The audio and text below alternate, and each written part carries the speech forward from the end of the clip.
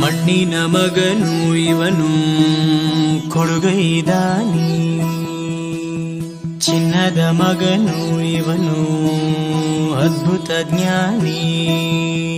ಜನಸೇವೆಗೆಂದೇ ಹುಟ್ಟಿರುವ ದೇವರ ಕುಲವೋ, ಇವರ ನೆರಳೆ ಬಡವರಿಗೆ ನೂರಾನೆಯ ಬಲವೋ. ಈ ಮಣ್ಣಿಗೂ ಇವರ ಋಣವೈತೆ, ಪ್ರತಿ ಉಸಿರು ಇವರನ್ನೇ ನುಡಿದೈತೆ. ಜಯ ರತ್ನಾಕರ ಜಯ ರತ್ನಾಕರ ಜಯ ರತ್ನಾಕರ ಜಯತೋ, ಜಯ ರತ್ನಾಕರ ಜಯ ರತ್ನಾಕರ ಜಯ ರತ್ನಾಕರ ಜಯತೋ. ಮಣ್ಣಿನ ಮಗನು ಇವನು ಕೊಡಗೈದಾನಿ, ಚಿನ್ನದ ಮಗನು ಇವನು ಅದ್ಭುತ ಜ್ಞಾನಿ. ಕಲಘಟಗಿ ಮತಕ್ಷೇತ್ರದ ಜನರು ನನಗೆ ರಾಜಕೀಯ ಮರುಜೀವನ ಕೊಟ್ಟಿರ್ತಕ್ಕಂಥವ್ರು. ನಾನು ಕಲಘಟಗಿಯಲ್ಲಿ ಇರ್ತೀನಿ, ಮುಂದೆ ಬರ್ತಕ್ಕಂಥ ದಿನಗಳಲ್ಲಿ ಇಲ್ಲೇ ಕಲಘಟಗಿಯಿಂದ ಸ್ಪರ್ಧೆ ಮಾಡ್ತೀನಿ ಅಂತ ಈ ಸಂದರ್ಭ ಕೂಡ ಹೇಳಿಕ್ಕೆ ಇಚ್ಛೆ ಬಯಸ್ತೇನೆ ಬಂಧುಗಳೇ.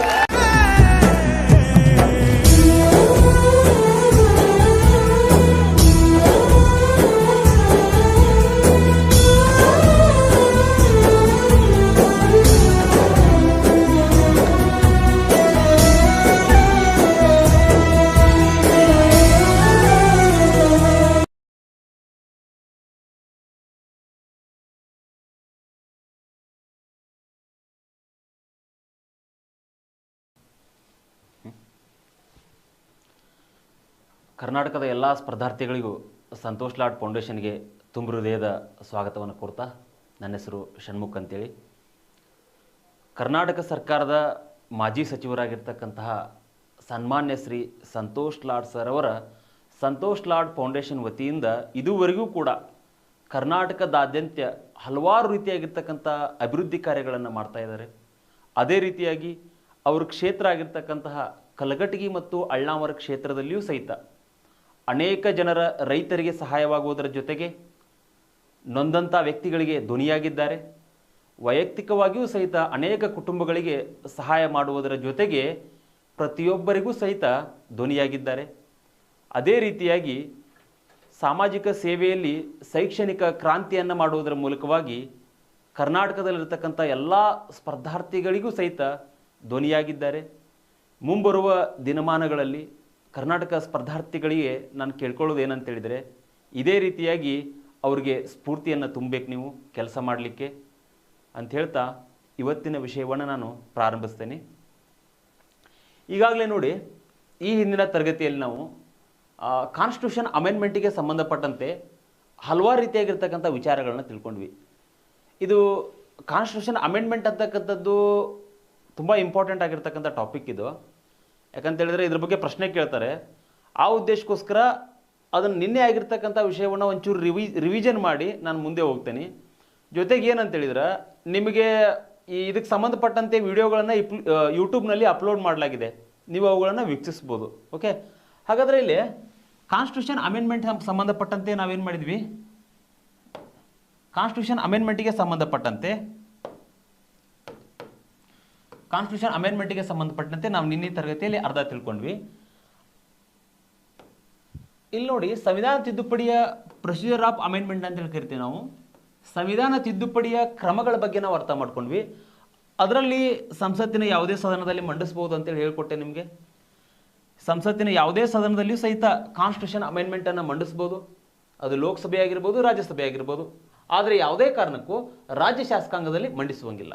ಓಕೆ, ಇನ್ನು ಸಚಿವರು ಮಂಡಿಸ್ಬೋದು, ಖಾಸಗಿ ಸದಸ್ಯರು ಮಂಡಿಸ್ಬೋದು. ಇದ್ರ ಬಗ್ಗೆ ಕೂಡ ಎಕ್ಸ್ಪ್ಲನೇಷನ್ ಕೊಟ್ಟಿದ್ದೇನೆ. ಸಚಿವರು ಅಂತ ಹೇಳಿದ್ರೆ ಮಿನಿಸ್ಟರ್ಸು, ಪ್ರೈವೇಟ್ ಮೆಂಬರ್ಸ್ ಅಂತ ಹೇಳಿದ್ರೆ MP ಆಗಿರ್ತಾರೆ, ಬಟ್ ಮಿನಿಸ್ಟರ್ಸ್ ಆಗಿರೋದಿಲ್ಲ, ಅವರು ಕೂಡ ಮಂಡಿಸ್ಬೋದು. ಜೊತೆಗೆ ಇಲ್ಲಿ ಎರಡೂ ಸದನಗಳ ಒಪ್ಪಿಗೆ ಬೇಕು. ಸ್ಪೆಷಲ್ ಮೆಜಾರಿಟಿ ಅಂತೇಳಿ ಕರಿತೇವೆ ಇದನ್ನು ನಾವು. ಎರಡೂ ಸದನಗಳ ಒಪ್ಪಿಗೆ ಬೇಕು. ಇದ್ರ ಬಗ್ಗೆ 368 ವಿಧಿಯಲ್ಲಿ ಇದ್ರ ಬಗ್ಗೆ ಮಾಹಿತಿ ಅದ. ಈಗ ನೆಕ್ಸ್ಟ್ ಟಾಪಿಕ್ ಅದನ್ನ ನಾನು ಇದ್ರ ಬಗ್ಗೆ ಎಕ್ಸ್ಪ್ಲನೇಷನ್ ಕೊಡ್ತೇನೆ. ಜೊತೆಗೆ ಜಂಟಿ ಅಧಿವೇಶನ, ಜಾಯಿಂಟ್ ಸಿಟ್ಟಿಂಗ್ ಅಂತೇಳಿ ಕರಿತೇವೆ ನಾವು. ಅಂದರೆ ರಾಷ್ಟ್ರಪತಿಗಳು ಈ ಕಾನ್ಸ್ಟಿಟ್ಯೂಷನ್ ಅಮೆಂಡ್ಮೆಂಟಿಗೆ ಸಂಬಂಧಪಟ್ಟಂತೆ ಜಂಟಿ ಅಧಿವೇಶನವನ್ನು ಕರೆಯುವಂಗಿಲ್ಲ. ಇದಕ್ಕೆ ಸಂಬಂಧಪಟ್ಟಂತೆ ಒಂದು ಆರ್ಟಿಕಲ್ ಬರ್ತದೆ 108. ನೀವು ಅಂಬುಲೆನ್ಸ್ ನೆನಪಿಟ್ಕೊಂಡ್ಬಿಡ್ಬೇಕು. ಯಾಕಂತ ಹೇಳಿದ್ರೆ 108 ಅಂತ ಹೇಳಿದ್ರೆ ಇಲ್ಲಿ ಜಾಯಿಂಟ್ ಸಿಟ್ಟಿಂಗಿಗೆ ಸಂಬಂಧಪಟ್ಟಿರ್ತದೆ 108. ಓಕೆ, ಅದೇ ರೀತಿಯಾಗಿ ಇಲ್ಲಿ 5ನೇದು ಏನಂತ ಹೇಳಿದ್ರೆ ಅರ್ಧದಷ್ಟು ರಾಜ್ಯಗಳ ಸರಳ ಬಹುಮತ, ರೆಟಿಫಿಕೇಶನ್ ಆಫ್ ಸ್ಟೇಟ್ಸ್ ಅಂತೇಳಿ ಕರಿತೀವಿ ಇದನ್ನು ನಾವು. ಇದ್ರ ಬಗ್ಗೆ ಕೂಡ 368ನಲ್ಲಿ ಉಲ್ಲೇಖ ಅದ. ಈಗ ಇದ್ರ ಬಗ್ಗೆ ಕೂಡ ಎಕ್ಸ್ಪ್ಲನೇಷನ್ ಮಾಡ್ತೇನೆ ನಿಮಗೆ ನಾನು. ಓಕೆ, ಅದೇ ರೀತಿ ಕೊನೆಯದಾಗಿ ಬರ್ತಕ್ಕಂಥದ್ದು ಏನಂದ್ರೆ ರಾಷ್ಟ್ರಪತಿಗಳ ಅನುಮೋದನೆ ಕಡ್ಡಾಯ. ಇದ್ರ ಬಗ್ಗೆನೇ ಹೇಳ್ಕೊಡ್ತೇನೆ ನಿಮಗೆ ನಾನೀಗ. ರಾಷ್ಟ್ರಪತಿಗಳ ಅನುಮೋದನೆ ಕಡ್ಡಾಯ.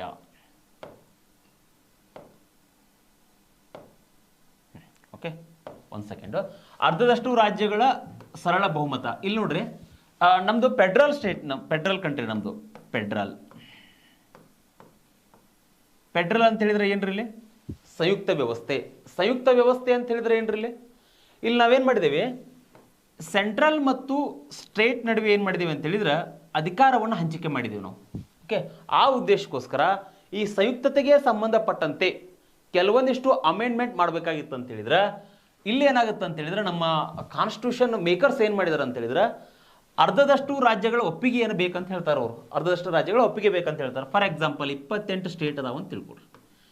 ಇದ್ರೊಳಗಡೆ 14 ಸ್ಟೇಟ್ ಏನಾದರೂ ಈ ಒಂದು ಅಮೆಂಡ್ಮೆಂಟಿಗೆ ಮಸೂದೆಗೆ ಅಂಗೀಕಾರ ಕೊಟ್ಟರೆ ಅದೇನಾಗುತ್ತೆ ಅಂತ ಹೇಳಿದ್ರೆ ಮಸೂದೆಯಾಗಿ ರೂಪುಗೊಳ್ತದೆ.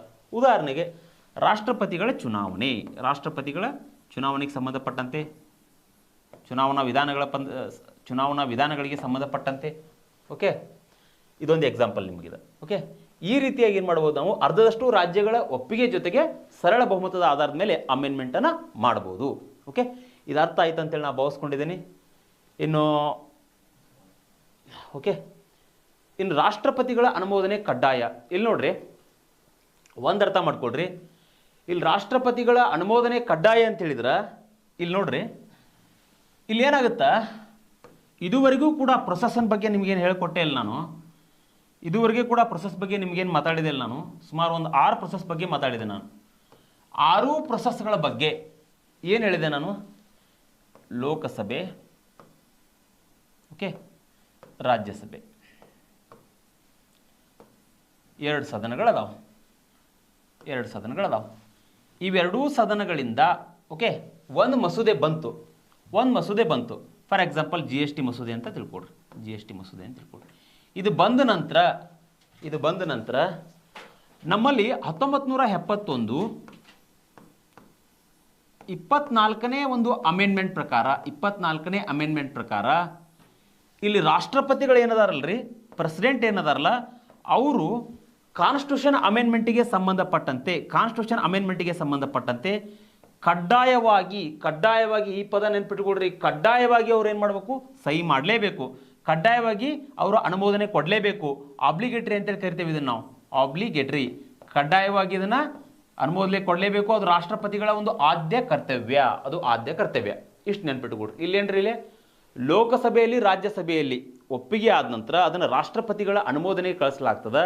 ರಾಷ್ಟ್ರಪತಿಗಳ ಅನುಮೋದನೆಗೆ ಕಳಿಸಿದಾಗ 1971 ಸಂವಿಧಾನಕ್ಕೆ 24ನೇ ಅಮೆಂಡ್ಮೆಂಟ್ ಮಾಡೋದ್ರ ಮೂಲಕವಾಗಿ ಅದೇನಾಗುತ್ತಂದ್ರೆ ರಾಷ್ಟ್ರಪತಿಗಳು ಏನಿಲ್ಲ ಕಡ್ಡಾಯವಾಗಿ ಕಾನ್ಸ್ಟಿಟ್ಯೂಷನ್ ಅಮೆಂಡ್ಮೆಂಟಿಗೆ ಅನುಮೋದನೆ ಕೊಡಲೇಬೇಕು. ಇದು ಆಬ್ಲಿಗೇಟರಿ ಅಂತೇಳಿ ನಮ್ಮ ಸಂವಿಧಾನದಲ್ಲಿ ಉಲ್ಲೇಖ ಮಾಡಲಾಗಿದೆ. ಓಕೆ, ಇಷ್ಟು ಅಂಶ ನಿಮ್ಗೆ ಅರ್ಥ ಆಗಿದೆ ಅಂತೇಳಿ ನಾನು ಭಾವಿಸ್ತೇನೆ. ಹಾಗಾದ್ರೆ ಈ ನೆಕ್ಸ್ಟ್ ಬರ್ತಕ್ಕಂಥದ್ದು ಏನಂದ್ರೆ ಇದರಲ್ಲೇ ಇಲ್ಲಿ ನೋಡ್ರಿ, 1 ಸೆಕೆಂಡ್ ನಿಮಗೆ ಇಲ್ಲಿ ತಿದ್ದುಪಡಿಗಳ ವಿಧಗಳ ಬಗ್ಗೆ ಹೇಳ್ಕೊಡ್ಬೇಕು ನಿಮ್ಗೆ ನಾನೀಗ. ಓಕೆ, ತಿದ್ದುಪಡಿಗಳ ವಿಧಗಳ ಬಗ್ಗೆ ಹೇಳ್ಕೊಡ್ಬೇಕಲ್ಲ. ಹಿಂಗಾಗಿ ನಾನು ಇದನ್ನು ಹೇಳೋದಕ್ಕಿಂತ ಮುಂಚೆ ಏನು ಮಾಡ್ತೇನೆ, ಕೆಲವೊಂದಿಷ್ಟು ಕೇಸಸ್ಗಳ ಬಗ್ಗೆ ನಿಮಗೆ ತಿಳಿಸ್ಕೊಡ್ತೇನೆ ನಾನು. ಓಕೆ, ಕೆಲವೊಂದಿಷ್ಟು ಕೇಸಸ್ಗಳ ಬಗ್ಗೆ ನಿಮ್ಗೆ ತಿಳಿಸ್ಕೊಡ್ತೇನೆ ನಾನು. ಯಾಕಂತ ಹೇಳಿದ್ರೆ ಈ ಕೇಸಸ್ಗಳು ನಿಮ್ಗೆ ಬೇಕೇ ಬೇಕು ನಿಮ್ಗೆ ಕೇಸಸ್ಗಳು. ಓಕೆ, ಕೇಸಸ್ಗಳ ಬಗ್ಗೆ ನೀವು ತಿಳ್ಕೊಳ್ಳೇಬೇಕಾಗ್ತದೆ. ಆ ಉದ್ದೇಶಕ್ಕೋಸ್ಕರ ಕೆಲವೊಂದಿಷ್ಟು ಕೇಸಸ್ಗಳ ಬಗ್ಗೆ ನಿಮಗೆ ತಿಳಿಸ್ಕೊಡ್ತಾನೆ. ಕೇಸಸ್ ಇಲ್ಲಿ ನೋಡ್ರಿ, ಸಂವಿಧಾನ ತಿದ್ದುಪಡಿಗೆ ಸಂಬಂಧಪಟ್ಟಂತೆ ಇಲ್ಲಿ 1ನೇ ಕೇಸ್ ಏನಂತ ಹೇಳಿದ್ರೆ Shankari Prasad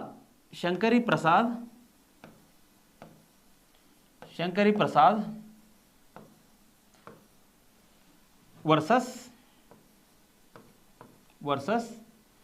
union of India ಕೇಸ್ನಲ್ಲಿ ಏನಾಗುತ್ತೆ ರೀ, union of India case. Shankari Prasad versus union of India ಕೇಸ್ನಲ್ಲಿ ಏನಾಗುತ್ತೆ, ಇಲ್ಲಿ ಒಂದು ಅರ್ಥ ಮಾಡ್ಕೊಡ್ರಿ. ಇಲ್ಲಿ ಶಂಕರಿ ಪ್ರಸಾದ್ ಅಂತಕ್ಕಂಥ ಒಬ್ಬ ವ್ಯಕ್ತಿ ಏನಂತ ಹೇಳಿದ್ರೆ ಇಲ್ಲಿ ಜಮೀನ್ದಾರ ವ್ಯಕ್ತಿ ರೀ. ಇಲ್ಲಿ ಇವನು ಶಂಕರಿ ಪ್ರಸಾದ್ ಅಂತಕ್ಕಂಥವ್ನು ಏನ್ರಿ ಇಲ್ಲಿ ಜಮೀನ್ದಾರ ವ್ಯಕ್ತಿ ಇಲ್ಲಿ. ಓಕೆ, ಜಮೀನ್ದಾರ ವ್ಯಕ್ತಿ ಸರ್ಕಾರ ಏನು ಮಾಡಿರುತ್ತೆ ಅಂತ ಹೇಳಿದ್ರೆ ಇಲ್ಲಿ ಅತಿ ಹೆಚ್ಚು ಅಂದರೆ ಭೂ ಸುಧಾರಣೆಗೆ ಸಂಬಂಧಪಟ್ಟಿರ್ತಕ್ಕಂಥ ಒಂದು ಕಾಯ್ದೆಯನ್ನು ಜಾರಿಗೆ ತೊಗೊಂಬರ್ತದೆ. ಆ ಮೂಲಕವಾಗಿ ಯಾರಾದರೂ ಸರ್ಕಾರ ನಿಗದಿಪಡಿಸಿರ್ತಕ್ಕಂಥ ಭೂಮಿಗಿಂತ ಹೆಚ್ಚಾಗಿ ಭೂಮಿಯನ್ನು ಹೊಂದಿದ್ರೆ ಅದನ್ನು ಸರ್ಕಾರ ತನ್ನ ವಶಕ್ಕೆ ತೆಗೆದುಕೊಳ್ಬೋದು. ಅದು ಭೂ ಸುಧಾರಣೆಗೆ ಸಂಬಂಧಪಟ್ಟಿರ್ತದೆ. ಹೀಗಿದ್ದಾಗ ಇಲ್ಲಿ ಶಂಕರಿ ಪ್ರಸಾದ್ ಏನು ಮಾಡ್ತಾನೆ ಅಂತ ಹೇಳಿದ್ರೆ ಸರ್ಕಾರ ತಂದಿರತಕ್ಕಂತಹ ಲ್ಯಾಂಡ್ ರಿಫಾರ್ಮ್ಸ್ ಅಂದರೆ ಭೂ ಸುಧಾರಣೆ ಕಾಯ್ದೆಗೆ ವಿರುದ್ಧವಾಗಿ ಏನು ಮಾಡ್ತಾನೆ ಅಂತ ಹೇಳಿದ್ರೆ ಸುಪ್ರೀಂ ಕೋರ್ಟ್ಗೆ ಹೋಗ್ತಾನೆ. ಸುಪ್ರೀಂ ಕೋರ್ಟ್ಗೆ ಹೋಗ್ತಾನೆ ಆರ್ಟಿಕಲ್ 32 ಯೂಸ್ ಮಾಡ್ಕೊಂಡು. ಯಾಕಂತೇಳಿದ್ರೆ ಆಸ್ತಿ ಹಕ್ಕು ಅವಾಗ ಇನ್ನೂ ಇರ್ತದೆ ರೀ, ಆಸ್ತಿ ಹಕ್ಕು. ಓಕೆ, ಹೀಗಾಗಿ ಹೋದಾಗ ಏನಾಗುತ್ತೆ ಅಂತ ಹೇಳಿದ್ರೆ ಸುಪ್ರೀಂ ಕೋರ್ಟ್ ಕೂಡ ಒಂದು ತೀರ್ಪು ಕೊಡ್ತದೆ. ಏನು ಕೊಡುತ್ತೆ ಅಂತ ಹೇಳಿದ್ರೆ ಸುಪ್ರೀಂ ಕೋರ್ಟು ಸಂಸತ್ತು ಮೂಲಭೂತ ಹಕ್ಕುಗಳನ್ನು ತಿದ್ದುಪಡಿ ಮಾಡ್ಬೋದು ಅಂತೇಳಿ ತೀರ್ಪು ಕೊಡ್ತದೆ. Shankari Prasad versus union of India ಕೇಸ್ನಲ್ಲಿ ಸಂಸತ್ತು ಮೂಲಭೂತ ಹಕ್ಕುಗಳನ್ನು ತಿದ್ದುಪಡಿ ಮಾಡಬಹುದು ಅಂತೇಳಿ ತೀರ್ಪು ಕೊಡ್ತದೆ. ಇದಾದ ಮೇಲೆ ಎರಡನೇ ಕೇಸ್ ಬರ್ತದೆ ರೀ, ಗೋಲಕ್ನಾಥ್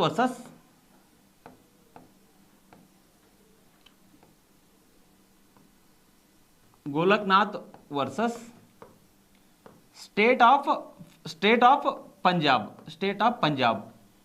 ಈ ಕೇಸ್ನಲ್ಲಿ ಏನಾಗುತ್ತೆ ಅಂತ ಹೇಳಿದ್ರೆ ಸುಪ್ರೀಂ ಕೋರ್ಟು ಈ ಒಂದು ಶಂಕರಿ ಪ್ರಸಾದ್ ಕೇಸನ್ನೇ ಉಲ್ಲೇಖ ಮಾಡ್ತಾ ಯಾವುದೇ ರೀತಿ ಸಂಸತ್ತು ಮೂಲಭೂತ ಹಕ್ಕುಗಳನ್ನು ತಿದ್ದುಪಡಿ ಮಾಡುವಂಗಿಲ್ಲ ಅಂತ ಹೇಳ್ತದ. ಯಾವುದೇ ರೀತಿ ಸಂಸತ್ತು ಪಾರ್ಲಿಮೆಂಟ್ ಏನು ಮಾಡುವಂಗಿಲ್ಲ, ಮೂಲಭೂತ ಹಕ್ಕುಗಳನ್ನ ತಿದ್ದುಪಡಿ ಮಾಡುವಂಗಿಲ್ಲ ಅಂತ ತೀರ್ಪು ಕೊಡ್ತದ. ಫಂಡಮೆಂಟಲ್ ರೈಟ್ಸನ್ನು ಅಮೆಂಡ್ಮೆಂಟ್ ಮಾಡುವಂಗಿಲ್ಲ ಅಂತೇಳಿ ತೀರ್ಪು ಕೊಡ್ತದ. ಯಾವ ಕೇಸ್ನಲ್ಲಿ? Golaknath versus state of Punjab ಕೇಸ್ನಲ್ಲಿ. ಅದಾದಮೇಲೆ ಇಲ್ಲಿ ಶಂಕರಿ ಪ್ರಸಾದ್ ವರ್ಸಸ್ ಮತ್ತೆ Golaknath versus state of Punjab case.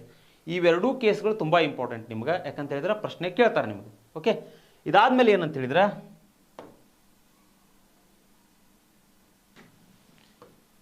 ಸಂವಿಧಾನ ವಿಧಗಳು. ಇಲ್ಲಿ ನೋಡ್ರಿ, ನಮ್ಮಲ್ಲಿ ಮುಖ್ಯವಾಗಿ ಏನಂತ ಹೇಳಿದ್ರೆ ಈ ತಿದ್ದುಪಡಿಗೆ ಸಂಬಂಧಪಟ್ಟಂತೆ 368ನೇ ವಿಧಿ ಏನು ಹೇಳುತ್ತಾ ಸಂವಿಧಾನ ತಿದ್ದುಪಡಿಗಳ ಬಗ್ಗೆ ಹೇಳ್ತದ. ತಿದ್ದುಪಡಿಗಳಿಗೆ ಸಂಬಂಧಪಟ್ಟಂತೆ ಇಲ್ಲಿ ಸರಳ ಬಹುಮತ ಉಲ್ಲೇಖ ಆಗಿಲ್ಲ, ಸಿಂಪಲ್ ಮೆಜಾರಿಟಿ ಅಂತಕ್ಕಂಥದ್ದು ಉಲ್ಲೇಖ ಆಗಿಲ್ಲ ನಮ್ಮ ಸಂವಿಧಾನದಲ್ಲಿ. ಓಕೆ, ಕೇವಲ 2 ಅಂಶಗಳು ಮಾತ್ರ ಉಲ್ಲೇಖ ಆಗಿದ್ದಾವೆ. ಯಾವ ಅಂತ ಹೇಳಿದ್ರೆ ಇಲ್ಲಿ ಒಂದು ವಿಶೇಷ ಬಹುಮತ ಅಂದರೆ special majority with ratification of state ಅಂತ ಹೇಳಿದ್ರೆ ಸಂಸತ್ತಿನ ವಿಶೇಷ ಬಹುಮತ ಪ್ಲಸ್ ಅರ್ಧ ರಾಜ್ಯಗಳ ಒಪ್ಪಿಗೆ. ಇವೆರಡೂ ಅಂಶಗಳು ಏನದಾವ ಅಂತ ಹೇಳಿದ್ರೆ ನಮ್ಮ ಸಂವಿಧಾನದಲ್ಲಿ ಉಲ್ಲೇಖ ಆಗಿದೆ. ಬಟ್ ಇದು ಉಲ್ಲೇಖ ಆಗಿಲ್ಲ. ಓಕೆ, ಈಗ ನೆಕ್ಸ್ಟ್ ಹೋಗ್ತಕ್ಕಂಥದ್ದು ಈಗ ನೋಡ್ರಿ ಸಿಂಪಲ್ ಮೆಜಾರಿಟಿ. ಇದ್ರ ಬಗ್ಗೆನ ಮಾತಾಡ್ತೇನೆ ನಾನು. ಸಿಂಪಲ್ ಮೆಜಾರಿಟಿ ಅಂದ್ರೆ ಏನ್ರಿ? ಒಂದು ಅರ್ಥ ಮಾಡ್ಕೊಳ್ರಿ, ಸಂಸತ್ತಿನಲ್ಲಿ 50% ಸದಸ್ಯರು ಹಾಜರಿದ್ದು ಮತದಾನ ಮಾಡ್ತಕ್ಕಂತಹ ಸಂಸತ್ತಿನಲ್ಲಿ 50% ಸದಸ್ಯರು ಹಾಜರಿರಬೇಕು. ಮತದಾನ ಮಾಡುವುದರ ಮೂಲಕವಾಗಿ ಒಂದು ಮಸೂದೆಗೆ ಅಂಗೀಕಾರವನ್ನು ಕೊಟ್ಟರೆ ಅದೇನಾಗುತ್ತೆ ಅಂತ ಹೇಳಿದ್ರೆ ಮಸೂದೆಗೆ ಅಂಗೀಕಾರ ಕೊಟ್ಟರೆ ಅದು ಸರಳ ಬಹುಮತ. ಓಕೆ ಸರ್, ಇದು ಅರ್ಥ ಆಗ್ತಾ ಇಲ್ಲ ಸರ್ ನಮ್ಗೆ ಅಂತ ಹೇಳಿದ್ರೆ ಇದ್ರ ಬಗ್ಗೆ ನಾವು ಕೇಸ್ ಸ್ಟಡಿ ಮಾಡೋಣ. ಯಾವ ಥರ ಅಂತ ಹೇಳಿದ್ರೆ ಕೇಸ್ ಸ್ಟಡಿ ಮಾಡೋಣ. ಇಲ್ಲಿ ಯಾವ ಥರ ಅಂತ ಹೇಳಿದ್ರೆ ಒಂದೇದ್ದು ಇಲ್ಲಿ ಏನು ಹೇಳಿದೆ ನಾನು, ಸರಳ ಬಹುಮತ ಅಂತ ಹೇಳಿದ್ರೆ ಸಂಸತ್ನಲ್ಲಿ 50% ಸದಸ್ಯರು ಹಾಜರಿದ್ದು ಅಲ್ಲಿ ಏನಾಗುತ್ತೆ ಅಂತ ಹೇಳಿದ್ರೆ ಪಾರ್ಲಿಮೆಂಟ್ನಲ್ಲಿ ಒಂದು ಮಸೂದೆಗೆ ಅಂಗೀಕಾರ ಕೊಟ್ಟರೆ ಅರ್ಧದಷ್ಟು ಸದಸ್ಯರು ಪಾರ್ಲಿಮೆಂಟ್ಗೆ ಅಂಗೀಕಾರ ಕೊಟ್ಟರೆ ಅದೇನಾಗುತ್ತೆ ಸರಳ ಬಹುಮತ ಆಗ್ತದೆ. ಇಲ್ಲಿ ನೋಡ್ರಿ, ಫಾರ್ ಎಕ್ಸಾಂಪಲ್ ಇವಾಗ ಲೋಕಸಭೆ ಒಳಗಡೆ 545 ಜನ ಅದಾರ ಅಂತ ತಿಳ್ಕೊಡ್ರಿ. ಆಂಗ್ಲೋ ಇಂಡಿಯನ್ ಅನ್ನು ರದ್ದು ಮಾಡಲಾಗಿದೆ, ಅವರನ್ನು ತೆಗೆದು ಹಾಕಲಾಗಿದೆ. ಬಟ್ ಇಲ್ಲಿ ಎಕ್ಸಾಂಪಲ್ಗೋಸ್ಕರ ನಾ ಹೇಳ್ತಾ ಇರೋದು.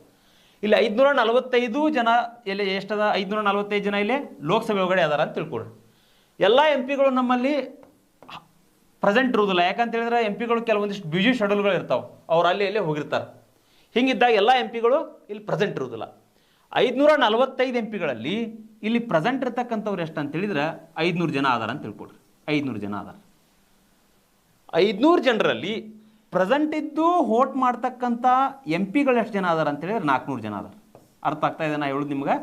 ಇಲ್ಲಿ ಪ್ರೆಸೆಂಟ್ ಇದ್ದು ವೋಟ್ ಮಾಡ್ತಕ್ಕಂಥ ಎಂ ಪಿಗಳು ಎಷ್ಟದಾರ 400 ಜನ ಅದಾರ. ಇಲ್ಲಿ ಏನು ಹೇಳಿದೆ ನಾನು, ಸಂಸತ್ತಿನಲ್ಲಿ ಪಾರ್ಲಿಮೆಂಟ್ನಲ್ಲಿ ಶೇಕಡ 50ಕ್ಕಿಂತ ಹೆಚ್ಚು ಜನ ಹಾಜರಿದ್ದು ಒಂದು ಮಸೂದೆಗೆ ಅಂಗೀಕಾರವನ್ನು ಕೊಟ್ಟರೆ ಅದೇನದು ಸರಳ ಬಹುಮತ ಅಂತೇಳಿ ಹೇಳಿದೆ ನಿಮಗೆ ನಾನು. ಓಕೆ, ಹಾಗಾದರೆ ಇಲ್ಲಿ ಏನು ಹೇಳಿದೆ ನಾನು, ಪ್ರೆಸೆಂಟ್ ಇದ್ದು ವೋಟ್ ಮಾಡ್ತಕ್ಕಂಥವ್ರು ಎಷ್ಟು ಜನ, 400 ಜನ ಅದಾರ. ಇಲ್ಲಿ 400 ಜನ ಅಂತ ಹೇಳಿದರೆ ಇದನ್ನು ಅರ್ಧ ಮಾಡ್ರೆ ಎಷ್ಟಾಗುತ್ತೆ ರೀ, 400 ಅರ್ಧ ಮಾಡ್ರೆ 200 ಬರ್ತದೆ. 400 ಅರ್ಧ ಮಾಡ್ರೆ ಏನಾಗುತ್ತೆ ಇಲ್ಲಿ 200 ಬರ್ತದೆ. ಹಾಗಾದ್ರೆ ನಮಗೇನು ಬೇಕಾಗಿದೆ, ಅರ್ಧಕ್ಕಿಂತ ಹೆಚ್ಚಿಗೆ ಅಂತಂದಾಗ ಇಲ್ಲಿ 201 ಜನ ಹಾಜರಿದ್ರೆ, 201 ಜನ ಇಲ್ಲಿ ಹಾಜರಿದ್ರೆ ಸಂಸತ್ನಲ್ಲಿ ಏನಾಗುತ್ತೆ, ಅದನ್ನು ಸಿಂಪಲ್ ಮೆಜಾರಿಟಿ ಸರಳ ಬಹುಮತದ ಆಧಾರದ ಮೇಲೆ ನಾವೇನು ಮಾಡ್ಬೋದು, ಆ ಮಸೂದೆಯನ್ನು ಅಂಗೀಕಾರ ಮಾಡ್ಬೋದು. ಸರಳ ಬಹುಮತದ ಆಧಾರದ ಮೇಲೆ ಮಸೂದೆಯನ್ನು ಅಂಗೀಕಾರ ಮಾಡ್ಬೋದು. ನಾ ಹೇಳೋದು ಅರ್ಥ ಆಗ್ತಾ ಇದೆ ಅಂತೇಳಿ ಭಾವಿಸ್ತಾ ಇದ್ದೀನಿ ಇದನ್ನು. ಹಾಗಾದರೆ ಇದನ್ನೊಂಚೂರು ನೋಟ್ ಡೌನ್ ಮಾಡ್ಕೊಳ್ರಿ, ಯಾಕಂದರೆ ಇಂಪಾರ್ಟೆಂಟ್ ಆಗ್ತದೆ. ಓಕೆ, ಇಲ್ಲಿ ನೋಡ್ರಿ, ಈಗ ಸರಳ ಬಹುಮತಕ್ಕೆ ಸಂಬಂಧಪಟ್ಟಂತೆ ಶೇಕಡ 50ಕ್ಕಿಂತ ಹೆಚ್ಚು ಜನರು ಹಾಜರಿದ್ದು ಒಂದು ಮಸೂದೆಗೆ ಅಂಗೀಕಾರ ನೀಡ್ತಾರೆ ಅಂತ ಹೇಳಿದೆ. ಈ ಮೂಲಕವಾಗಿ, ಈ ಒಂದು ಪ್ರೊಸೆಸ್ ಮೂಲಕವಾಗಿ ನಮ್ಮ ಸಂವಿಧಾನದಲ್ಲಿ ಏನೆಲ್ಲ ಅಂಶಗಳನ್ನು ನಾವು ತಿದ್ದುಪಡಿ ಮಾಡ್ಬೋದು. ಆ ವಿಷಯಗಳ ಬಗ್ಗೆ ನಿಮಗೆ ಹೇಳ್ತೇನೆ ನಾನು. ಯಾವ್ಯಾವ ವಿಷಯಗಳಂತೇಳಿದ್ರೆ ಇಲ್ಲಿ ನೋಡ್ರಿ, ಯಾವ ವಿಷಯಗಳಂತೇಳಿದ್ರೆ ಇಲ್ಲಿ ಒಂದೇದು ಬಂದ್ಬಿಟ್ಟು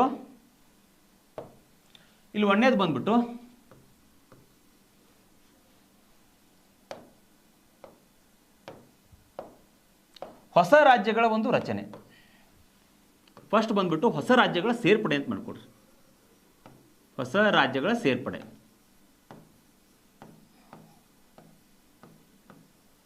ಶೇಕಡ 50ಕ್ಕಿಂತ ಹೆಚ್ಚು ಜನರು ಹಾಜರಿದ್ದು, ಓಕೆ, ಅಲ್ಲಿ ಏನಾದ್ರು ವೋಟ್ ಮಾಡಿದರೆ ಪಾರ್ಲಿಮೆಂಟ್ನಲ್ಲಿ ಈ ಎಲ್ಲ ಅಂಶಗಳನ್ನು ನಾವೇನು ಮಾಡ್ಬೋದು, ತಿದ್ದುಪಡಿ ಮುಖಾಂತರ, ಅಮೆಂಡ್ಮೆಂಟ್ ಮುಖಾಂತರ ಸಂವಿಧಾನದಲ್ಲಿ ಸೇರಿಸ್ಬೋದು. ಅದರಲ್ಲಿ ಒಂದೇದೇನು, ಹೊಸ ರಾಜ್ಯಗಳ ಸೇರ್ಪಡೆ. ಎರಡನೇದು ಹೊಸ ರಾಜ್ಯಗಳ ರಚನೆ. ಹೊಸ ರಾಜ್ಯಗಳ ರಚನೆ,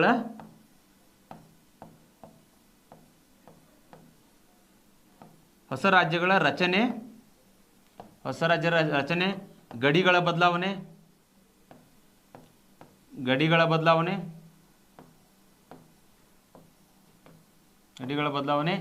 ಮತ್ತೆ ಹೆಸರುಗಳ ಬದಲಾವಣೆ.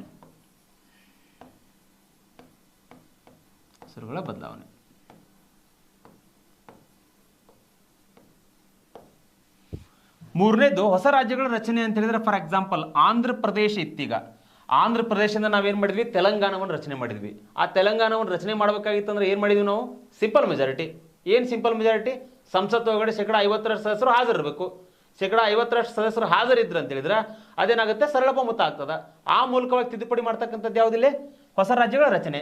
ಹೊಸ ರಾಜ್ಯಗಳ ರಚನೆಗೆ ಎಕ್ಸಾಂಪಲ್ ಯಾವುದು, ಆಂಧ್ರ ಪ್ರದೇಶ ಇತ್ತು. ಆಂಧ್ರ ಪ್ರದೇಶದಿಂದ ನಾವೇನು ಮಾಡಿದ್ವಿ, ತೆಲಂಗಾಣವನ್ನು ಮಾಡಿದ್ವಿ. ಗಡಿಗಳಲ್ಲಿ ಬದಲಾವಣೆ, ಹೆಸರುಗಳಲ್ಲಿ ಬದಲಾವಣೆ. ಓಕೆ, ಇನ್ನು ಮೂರನೇದು ವಿಧಾನ ಪರಿಷತ್ತಿನ ರಚನೆ ಮತ್ತು ರದ್ದತಿ.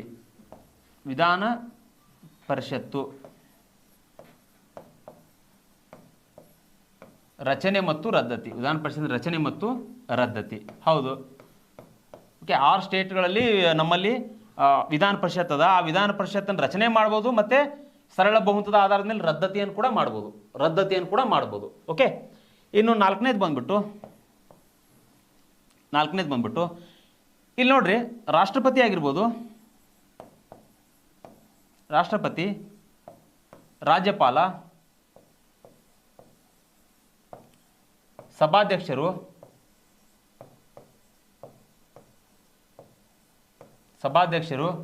ನ್ಯಾಯಾಧೀಶರ ವೇತನ ಮತ್ತು ಭತ್ಯೆಗಳು. ನ್ಯಾಯಾಧೀಶರ ವೇತನ ಮತ್ತು ಭತ್ಯೆಗಳಿಗೆ ಸಂಬಂಧಪಟ್ಟಂತೆ ನೀವೇನು ಮಾಡ್ಬೋದು ಇಲ್ಲ ಅಂತ ಹೇಳಿದ್ರೆ, ಸರಳ ಬಹುಮತದ ಆಧಾರದ ಮೇಲೆ ನೀವೇನು ಮಾಡ್ಬೋದು, ಅಮೆಂಡ್ಮೆಂಟ್ ಮಾಡ್ಬೋದು. ಇನ್ನು ಸಂಸತ್ ಸದಸ್ಯರ ವೇತನ ಮತ್ತು ಭತ್ಯೆಗಳು. ಸಂಸತ್ ಸದಸ್ಯರ ವೇತನ ಮತ್ತು ಭತ್ಯೆಗಳು.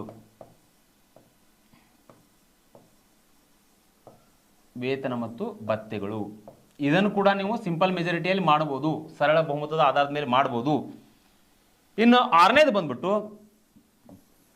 ಕೋರಂ. ಏನ್ರಿ ಕೋರಂ ಅಂದ್ರೆ, ಸಂಸತ್ನಲ್ಲಿ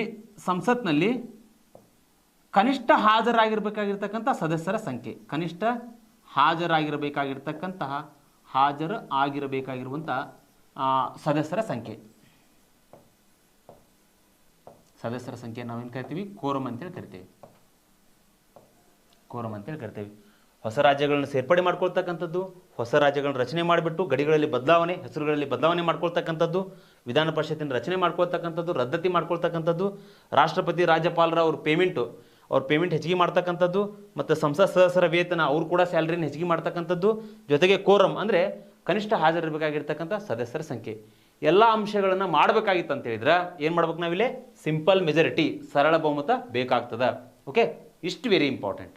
ಓಕೆ, ಈಗ ಎರಡನೇ ಅಂಶ ವಿಶೇಷ ಬಹುಮತ. ವಿಶೇಷ ಬಹುಮತ ಅಂದರೆ ಏನ್ರಿ? ವಿಶೇಷ ಬಹುಮತ ಸ್ಪೆಷಲ್ ಮೆಜಾರಿಟಿ ಅಂತೇಳಿ ಕರಿತೀವಿ ನಾವು.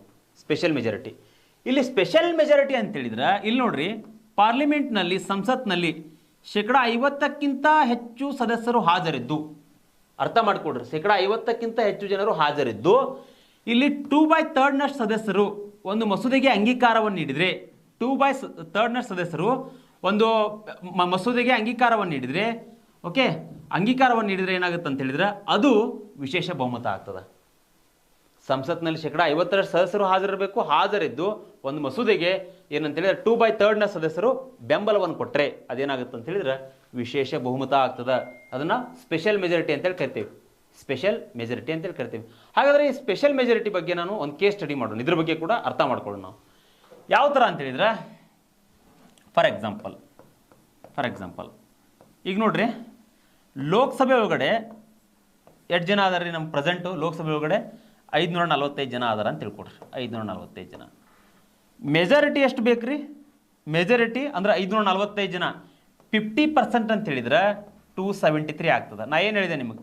ಸಂಸತ್ತಿನಲ್ಲಿ 50%ಕ್ಕಿಂತ ಹೆಚ್ಚು ಜನರು ಹಾಜರಿರಬೇಕು, ಹಾಜರಿದ್ದು ಮಸೂದೆಗೆ 2/3 ಸದಸ್ಯರು ಬೆಂಬಲವನ್ನು ಕೊಡಬೇಕು. ಅದೇನಾಗುತ್ತೆ ಅಂತೇಳಿದ್ರೆ ಅಮೆಂಡ್ಮೆಂಟ್ ಆಗ್ತದೆ ಅಂತ ಹೇಳಿದೆ. ಇಲ್ಲಿ 545 ಅಂತ ಹೇಳಿದ್ರೆ ಇದರ ಅರ್ಧ ಮಾಡ್ರಿ ನೀವು, 273 ಮೆಜಾರಿಟಿ ಬೇಕು. ಓಕೆ, ಅವತ್ತು ಪ್ರೆಸೆಂಟ್ ಇದ್ದು ವೋಟ್ ಮಾಡ್ತಕ್ಕಂಥವ್ರು ಎಷ್ಟು ಜನ ಅಂತ ಹೇಳಿದ್ರೆ 400 ಜನ ಆದಾರ ಅಂತ ತಿಳ್ಕೊಡ್ರಿ. 400 ಜನ ಆದಾರ ಅಂತ ತಿಳ್ಕೊಡ್ರಿ. ಇಲ್ಲಿ 400 ಅಂತ ಹೇಳಿದ್ರೆ ಇಲ್ಲಿ 2/3 ಮಾಡ್ರಿ. ನೆಕ್ಸ್ಟ್ ಇದನ್ನ ಹೇಳಾಗ್ತಾನೆ, ಇಲ್ಲಿ ತೊಗೊಂಡೆ ಕಾನ್ಸೆಪ್ಟು. 2/3 ಅಂತ ಹೇಳಿದ್ರೆ 2/3 ಇಂಟು 400 ಮಾಡ್ರಿ. 400 ಮಾಡ್ರಿ ಈಜಿಕ್ವಲ್ ಟು ಎಷ್ಟಾಯ್ತು ರೀ? ಇಲ್ಲಿ ಕೆಳಗಡೆ 8, ಇಲ್ಲಿ ಏನು ಇಲ್ಲ ಅಂತ ಹೇಳಿದ್ರೆ 1. ಓಕೆ, 800. ಇದನ್ನೆಲ್ಲ ಕ್ಯಾಲ್ಕುಲೇಟ್ ಮಾಡಿದರೆ ಎಷ್ಟು ಬರುತ್ತೆ ಅಂತ ಹೇಳಿದ್ರೆ ನಿಮ್ಗೆ 266 ಪಾಯಿಂಟ್ ಸಮಥಿಂಗ್ ಏನೋ ಬರ್ತದೆ, ಪಾಯಿಂಟ್ ಬರ್ತದೆ. ಬಟ್ ನಾವೆಲ್ಲೇನು ತೊಗೋಬೇಕು ಅಂತ ಹೇಳಿದ್ರೆ 267 ತೊಗೋಬೇಕು. ಇಲ್ಲಿ ಟೋಟಲಾಗಿ ನಾವು 267 ತೊಗೊಂಡ್ರೆ ಏನಾಗುತ್ತೆ ಅಂತ ಹೇಳಿದ್ರೆ ಅದೇನಾಗುತ್ತೆ 2/3 ಬರ್ತಕ್ಕಂಥ ಮೆಜಾರಿಟಿ. ಅದು ಮೆಜಾರಿಟಿ ಒಂದು ಅಲ್ಲಿರ್ತಕ್ಕಂಥ ಸದಸ್ಯರ ಸಂಖ್ಯೆ. ಅರ್ಥ ಆಗಿದೆ ಅಂತೇಳಿ ಭಾವಿಸ್ತಾ ಇದ್ದಾನೆ. ಇದನ್ನು ಇನ್ನೊಂದು ಸಲ ಹೇಳ್ತಾನೆ ಕೇಳ್ರಿ. ಸ್ಪೆಷಲ್ ಮೆಜಾರಿಟಿ ಅಂತ ಹೇಳಿದ್ರೆ ಸಂಸತ್ತಿನಲ್ಲಿ 50%ಕ್ಕಿಂತ ಹೆಚ್ಚು ಜನರು ಹಾಜರಿರಬೇಕು, ಹಾಜರಿದ್ದು ಮಸೂದೆಗೆ ಅಂಗೀಕಾರ ಕೊಡಬೇಕಾಗಿತ್ತು ಅಂತ ಹೇಳಿದ್ರೆ 2/3 ಸದಸ್ಯರು ಬೆಂಬಲವನ್ನು ಕೊಟ್ಟರೆ ಅದೇನಾಗುತ್ತೆ ಮಸೂದೆಯಾಗಿ ರೂಪುಗೊಳ್ತದೆ. 2/3 ಅಂತ ಹೇಳಿದ್ರೆ ಇಲ್ಲಿ 545 ಜನ ಹಾಜರದಾರ ಅಂತ ತಿಳ್ಕೊಡ್ರಿ. ಎಲ್ಲಿ? ಪಾರ್ಲಿಮೆಂಟ್ನಲ್ಲಿ 545 ಜನದಲ್ಲಿ ಮೆಜಾರಿಟಿ ಎಷ್ಟು ಬೇಕು ನಮ್ಗೆ? ಅದನ್ನು ಅರ್ಧ ಮಾಡ್ಕೊಳ್ರಿ. ಅರ್ಧ ಮಾಡ್ಕೊಂಡ್ರೆ ಎಷ್ಟಾಗುತ್ತೆ? 273 ಆಗ್ತದೆ. ಹಾಗಾದ್ರೆ ಅವತ್ತು ಪ್ರೆಸೆಂಟ್ ಇದ್ದು ವೋಟ್ ಮಾಡ್ತಕ್ಕಂಥ ಜನ ಎಷ್ಟು? ಮೆಂಬರ್ಸ್ ಎಷ್ಟು? 400 ಜನ ಅದಾರ ಅಂತ ತಿಳ್ಕೊಡ್ರಿ. ಇಲ್ಲಿ 2/3 ಅಂತ ಹೇಳಿದ್ರೆ ಅದನ್ನೆಲ್ಲ ನಾವು ಕ್ಯಾಲ್ಕುಲೇಟ್ ಮಾಡಿದಾಗ ಕೊನೆಗೆ ಸಿಗ್ತಕ್ಕಂಥದ್ದು 266 ಪಾಯಿಂಟ್ ಸಮಥಿಂಗ್ ಸಿಕ್ಕರೂ ಸಹಿತ ನಮ್ಗೆ ಲಾಸ್ಟ್ ಹಿಡಿತಕ್ಕಂಥದ್ದು ಎಷ್ಟು ಅಂತ ಹೇಳಿದ್ರೆ 267 ಜನ. 267 ಜನ ಮೆಂಬರ್ ಅವತ್ತಲ್ಲಿ ಇದ್ರಂದ್ರೆ ಪಾರ್ಲಿಮೆಂಟ್ನಲ್ಲಿ ವೋಟಿಂಗ್ ಮಾಡಿ ಈ ಪ್ರೊಸೆಸ್ನಲ್ಲಿ ಪಾಲ್ಗೊಂಡಿದ್ರ ಅಂತ ಹೇಳಿದ್ರೆ ಅದೇನಾಗುತ್ತೆ ಅಂತ ಹೇಳಿದ್ರೆ ಸ್ಪೆಷಲ್ ಮೆಜಾರಿಟಿ ಆಗ್ತದೆ. ಹಾಗಾದ್ರೆ ಸ್ಪೆಷಲ್ ಮೆಜಾರಿಟಿಯಲ್ಲಿ ನಾವೇನೆಲ್ಲ ಅಂಶಗಳನ್ನು ಸಂವಿಧಾನ ತಿದ್ದುಪಡಿ ಮಾಡ್ಬೋದು, ಏನೆಲ್ಲ ಅಂಶಗಳನ್ನು ಮಾಡ್ಬೋದು? ಒಂದೇದು ಬಂದ್ಬಿಟ್ಟು ಯಾಕಂತ ಹೇಳಿದ್ರೆ ಫಂಡಮೆಂಟಲ್ ರೈಟ್ಸ್ ಬರ್ತದೆ. ಇಲ್ಲಿ ಫಂಡಮೆಂಟಲ್ ರೈಟ್ಸ್, ಮೂಲಭೂತ ಹಕ್ಕುಗಳಿಗೆ ಸಂಬಂಧಪಟ್ಟಂತೆ ಸ್ಪೆಷಲ್ ಮೆಜಾರಿಟಿ ಬೇಕು. ಯಾಕೆ ಹೇಳ್ರಿ? ನಾ ಈಗಾಗಲೇ ಹೇಳಿದೆ, ಸ್ಪೆಷಲ್ ಮೆಜಾರಿಟಿ ಅಮೆರಿಕಾದಿಂದ ನಾವು ಅಳವಡಿಸ್ಕೊಂಡಿದ್ದೀವಿ. ಯಾಕಂತ ಹೇಳಿದ್ರೆ ಫಂಡಮೆಂಟಲ್ ರೈಟ್ಸ್ ಅಂತಕ್ಕಂಥದ್ದು ಭಾರತದ ಸಂವಿಧಾನದ ಒಂದು ಆತ್ಮ ಮತ್ತು ಹೃದಯ. ಹೌದಾ? ಹೀಗಿದ್ದಾಗ ಇಂಥ ಒಂದು ಕೆಲವೊಂದಿಷ್ಟು ಕಠಿಣವಾಗಿರ್ತಕ್ಕಂತಹ ವಿಷಯಗಳನ್ನು ನಾವು ಸ್ಪೆಷಲ್ ಮೆಜಾರಿಟಿಯಲ್ಲಿ ಸಂವಿಧಾನ ರಚನಾಕಾರರು ಸೇರಿಸಿದ್ದಾರೆ. ಒಂದನೇದು ಫಂಡಮೆಂಟಲ್ ರೈಟ್ಸ್, ಎರಡನೇದು ಬಂದ್ಬಿಟ್ಟು ಡಿ ಪಿ ಎಸ್ ಪಿ ಅಂತ ಹೇಳಿದ್ರೆ ಏನ್ರಿ? ಇಲ್ಲಿ ರಾಜ್ಯ ನಿರ್ದೇಶಕ ತತ್ವಗಳು. ಇವೆರಡೂ ಅಂಶಗಳನ್ನು ನಾವು ತಿದ್ದುಪಡಿ ಮಾಡಬೇಕಾಗಿತ್ತು ಅಂತ ಹೇಳಿದ್ರೆ, ಏನೆಲ್ಲ ಬದಲಾವಣೆಗಳನ್ನು ಮಾಡಬೇಕಾಗಿತ್ತು ಅಂತ ಹೇಳಿದ್ರೆ, ಇಲ್ಲೇನು ಮಾಡ್ಬೇಕು ನಾವು? ವಿಶೇಷ ಬಹುಮತ ಅಳವಡಿಸ್ಬೇಕಾಗ್ತದ. ವಿಶೇಷ ಬಹುಮತ ಅಳವಡಿಸ್ಬೇಕಾಗ್ತದ. ಫಾರ್ ಎಕ್ಸಾಂಪಲ್, ಫಂಡಮೆಂಟಲ್ ರೈಟ್ಸ್ನಲ್ಲಿ ಹಿಂದ್ಗಡೆ ಆಸ್ತಿ ಹಕ್ಕು ಇತ್ತಲ್ರಿ, ಆಸ್ತಿ ಹಕ್ಕು, ಪ್ರಾಪರ್ಟಿ ರೈಟ್. ಆ ಆಸ್ತಿ ಹಕ್ಕಿಗೆ ಸಂಬಂಧಪಟ್ಟಂತೆ ನಾವೇನು ಮಾಡಿದ್ವಿ ಅಂತ ಹೇಳಿದ್ರೆ, ಆವಾಗಿನ ಟೈಮ್ದಲ್ಲಿ ಸಂಸತ್ನಲ್ಲಿ ಕುತ್ಕೊಂಡು ಎಲ್ಲ ಮೆಂಬರ್ಸ್ಗಳು ಕುತ್ಕೊಂಡು ಏನು ಮಾಡಿದ್ರು, ಈ ಪ್ರೊಸೆಸ್ನಲ್ಲಿ ವೋಟಿಂಗ್ ಮಾಡಿದಾಗ ಇವೆರಡು ಈ ಆಸ್ತಿ ಹಕ್ಕು ಅಮೆಂಡ್ಮೆಂಟ್ ಆಯಿತು, ಪ್ರಾಪರ್ಟಿ ರೈಟ್ ಅಮೆಂಡ್ಮೆಂಟ್ ಆಯಿತು. ಯಾಕಂತ ಹೇಳಿದ್ರೆ ಇವಾಗ ಪ್ರಾಪರ್ಟಿ ರೈಟ್ ಇಲ್ಲ, ಅದೊಂದು ಲೀಗಲ್ ರೈಟ್, ಕಾನ್ಸ್ಟಿಟ್ಯೂಷನ್ ರೈಟ್ ಅಲ್ಲ. ಓಕೆ, ಇಷ್ಟು ಅರ್ಥ ಆಗಿದೆ ಅಂತೇಳಿ ನಾ ಭಾವಿಸ್ತೇನೆ. ಓಕೆ, ಈಗ ನೆಕ್ಸ್ಟ್ ಬರ್ತಕ್ಕಂಥ ಕಾನ್ಸೆಪ್ಟು ಸಂಸತ್ತಿನ ವಿಶೇಷ ಬಹುಮತ ವಿತ್ ರೆಟಿಫಿಕೇಶನ್ ಆಫ್ ಸ್ಟೇಟ್ ಅಂತ ಹೇಳ್ತೇವೆ ನಾವು. ಇಲ್ಲೇನ್ರಿ ಸಂಸತ್ತಿನ ವಿಶೇಷ ಬಹುಮತ ಮತ್ತು ಅರ್ಧ ರಾಜ್ಯಗಳ ಒಪ್ಪಿಗೆ. ನಾನು ಈಗಾಗಲೇ ಮಾತಾಡಿದೆ. ಇಲ್ಲಿ ನೋಡ್ರಿ, ನಾವೇನು ಮಾಡಿಬಿಟ್ಟಿದ್ವಿ, ನಮ್ಮ ಭಾರತ ರಾಷ್ಟ್ರ ಒಂದೇನು ಅಂತೇಳಿ ಫೆಡ್ರಲ್ ಕಂಟ್ರಿ ನಮ್ಮದು. ಫೆಡ್ರಲ್ ಅಂತ ಹೇಳಿದ್ರೆ ಸಂಯುಕ್ತ ವ್ಯವಸ್ಥೆ ಅಂದರೆ ಅರೆ ಸಂಯುಕ್ತ ವ್ಯವಸ್ಥೆಯನ್ನು ನಮ್ಮ ದೇಶ ಅಳವಡಿಸ್ಕೊಂಡಿದೆ. KCVR ಅವ್ರು ಹೇಳ್ತಾರೆ. ಹಾಗಿದ್ದಾಗ ಇಲ್ಲಿ ಕೆಲವೊಂದಿಷ್ಟು ವಿಷಯಗಳಿಗೆ ಸಂಬಂಧಪಟ್ಟಂತೆ ರಾಜ್ಯಗಳನ್ನು ಕಡೆಗಣಿಸಬಾರ್ದು. ರಾಜ್ಯಗಳನ್ನು ಕೂಡ ನಾವು ಸಂವಿಧಾನ ತಿದ್ದುಪಡಿಗೆ ಸಂಬಂಧಪಟ್ಟಂತೆ ರಾಜ್ಯಗಳ ಪಾತ್ರವನ್ನು ಸಹಿತ ನಾವು ತೆಗೆದುಕೊಳ್ಬೇಕಾಗ್ತದೆ. ಆ ಉದ್ದೇಶಕ್ಕೋಸ್ಕರ ಇಲ್ಲಿ ಸಂಸತ್ತಿನ ವಿಶೇಷ ಬಹುಮತ ಅಂತ ಹೇಳಿದ್ರೆ 2/3 ಸದಸ್ಯರು ಏನು ಮಾಡ್ಬೇಕಿಲ್ಲೇ ಆ ಬಹುಮತವನ್ನು ಕೊಡಬೇಕು. 2/3 ಸದಸ್ಯರು ಬಹುಮತವನ್ನು ಕೊಟ್ಟು, ಓಕೆ, ಆಮೇಲೆ ಏನಾಗುತ್ತೆ ಅಂತ ಹೇಳಿದ್ರೆ, ಒಂದು ಮಸೂದೆಯಾಗಿ ರೂಪುಗೊಳ್ಬೇಕಾಗಿತ್ತು ಅಂತ ಹೇಳಿದ್ರೆ ಒಟ್ಟ ಅರ್ಧದಷ್ಟು ರಾಜ್ಯಗಳು ಏನಾಗಬೇಕು, ಒಪ್ಪಿಗೆಯನ್ನು ಕೊಡಬೇಕು. ಅರ್ಧದಷ್ಟು ರಾಜ್ಯಗಳು ಅಂತ ಹೇಳಿದ್ರೆ 28 ಸ್ಟೇಟ್ ಅದಾವ. ಅದ್ರಾಗ 14 ಸ್ಟೇಟ್ ಏನಾದರೂ ಒಪ್ಪಿಗೆಯನ್ನು ಕೊಟ್ಟರೆ ಏನಾಗುತ್ತದೋ ಸಂಸತ್ತಿನ ವಿಶೇಷ ಬಹುಮತ ಮತ್ತು ಅರ್ಧ ರಾಜ್ಯಗಳ ಒಪ್ಪಿಗೆ ಆಗ್ತದೆ. ಅರ್ಧದ ಸ್ಟೇಟ್ ಅವುಗಳಿಗೆ ಒಪ್ಪಿಗೆ ಕೊಡ್ಬೇಕು, ಮಿಕ್ಕಿದ್ದು ಒಪ್ಪಿಗೆ ಕೊಟ್ಟು ಬಿಟ್ಟು ಸಂಬಂಧ ಇಲ್ಲ, ಕೊಡ್ಬೋದು ಬಿಡ್ಬೋದು. ಬಟ್ ಅಲ್ಲಿ ಏನದ, ಅರ್ಧದಷ್ಟು ರಾಜ್ಯಗಳು ಒಪ್ಪಿಗೆ ಕೊಡಲೇಬೇಕು. 12 ಕೊಟ್ಟು ಅಂದ್ರೆ ಬರ್ತೈತೇನ್ರಿ ಸರ್? ಬರೋದಿಲ್ಲ, ಅರ್ಧ ಆಗೋದಿಲ್ಲ. ಅದು ಅರ್ಧ ಆಗ್ಬೇಕಂದ್ರೆ 14ಕ್ಕಿಂತ ಹೆಚ್ಚಿಗೆ ಆದಾಗ ಏನಾಗುತ್ತೆ ಅಂತ ಹೇಳಿದ್ರೆ ಅದು ಏನಾಗುತ್ತೆ, special majority with ratification of state, ಅರ್ಧದಷ್ಟು ರಾಜ್ಯಗಳ ಒಪ್ಪಿಗೆ ಆಗ್ತದ. ಹಾಗಾದ್ರೆ ಒಂದರ್ಥ ಮಾಡ್ಕೊಡ್ರಿ, ಇಲ್ಲಿ ರಾಜ್ಯ ಶಾಸಕಾಂಗದಲ್ಲಿ ರಾಜ್ಯಗಳ ಒಪ್ಪಿಗೆ ಅಂತ ಹೇಳಿದ್ರೆ, ರಾಜ್ಯ ಶಾಸಕಾಂಗದಲ್ಲಿ ಇಲ್ಲಿ ಸ್ಟೇಟ್ ಲೆಜಿಸ್ಲೇಚರ್ದಲ್ಲಿ ಏನಂತ ಹೇಳಿದ್ರೆ ಸರಳ ಬಹುಮತ ಸಿಂಪಲ್ ಮೆಜಾರಿಟಿ. ಇಲ್ಲಿ ಸಿಂಪಲ್ ಮೆಜಾರಿಟಿಯಲ್ಲಿ ಪಾಸ್ ಆತ ಅಂತ ಹೇಳಿದ್ರೆ ಬಿಲ್ಲು ಅದೇನಾಗುತ್ತೆ, ಕಾಯ್ದೆಯಾಗಿ ರೂಪುಗೊಳ್ತದ. ಅರ್ಥ ಆಗ್ತಾ ಇದೆ? ಹಾಗಾದ್ರೆ ಯಾವೆಲ್ಲ ಅಂಶಗಳನ್ನು ನಾವು special majority with ratification of ಸ್ಟೇಟ್ನಲ್ಲಿ ಯಾವೆಲ್ಲ ಅಂಶಗಳನ್ನು ನಾವು ಏನು ತಿದ್ದುಪಡಿಗಳನ್ನು ಮಾಡ್ಬೋದು, ಒಂದು ಅರ್ಥ ಮಾಡ್ಕೊಡ್ರಿ. ಇಲ್ಲಿ ಒಂದನೇದು ಬಂದ್ಬಿಟ್ಟು ಇದನ್ನೊಂಚೂರು ನೋಟ್ ಡೌನ್ ಮಾಡ್ಕೊಡ್ರಿ.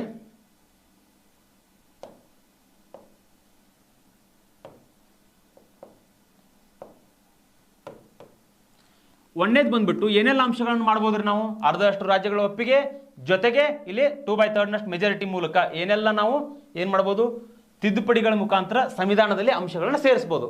ಒಂದನೇದು ರಾಷ್ಟ್ರಪತಿಗಳ ಒಂದು ಚುನಾವಣೆಗಳ ವಿಧಾನ.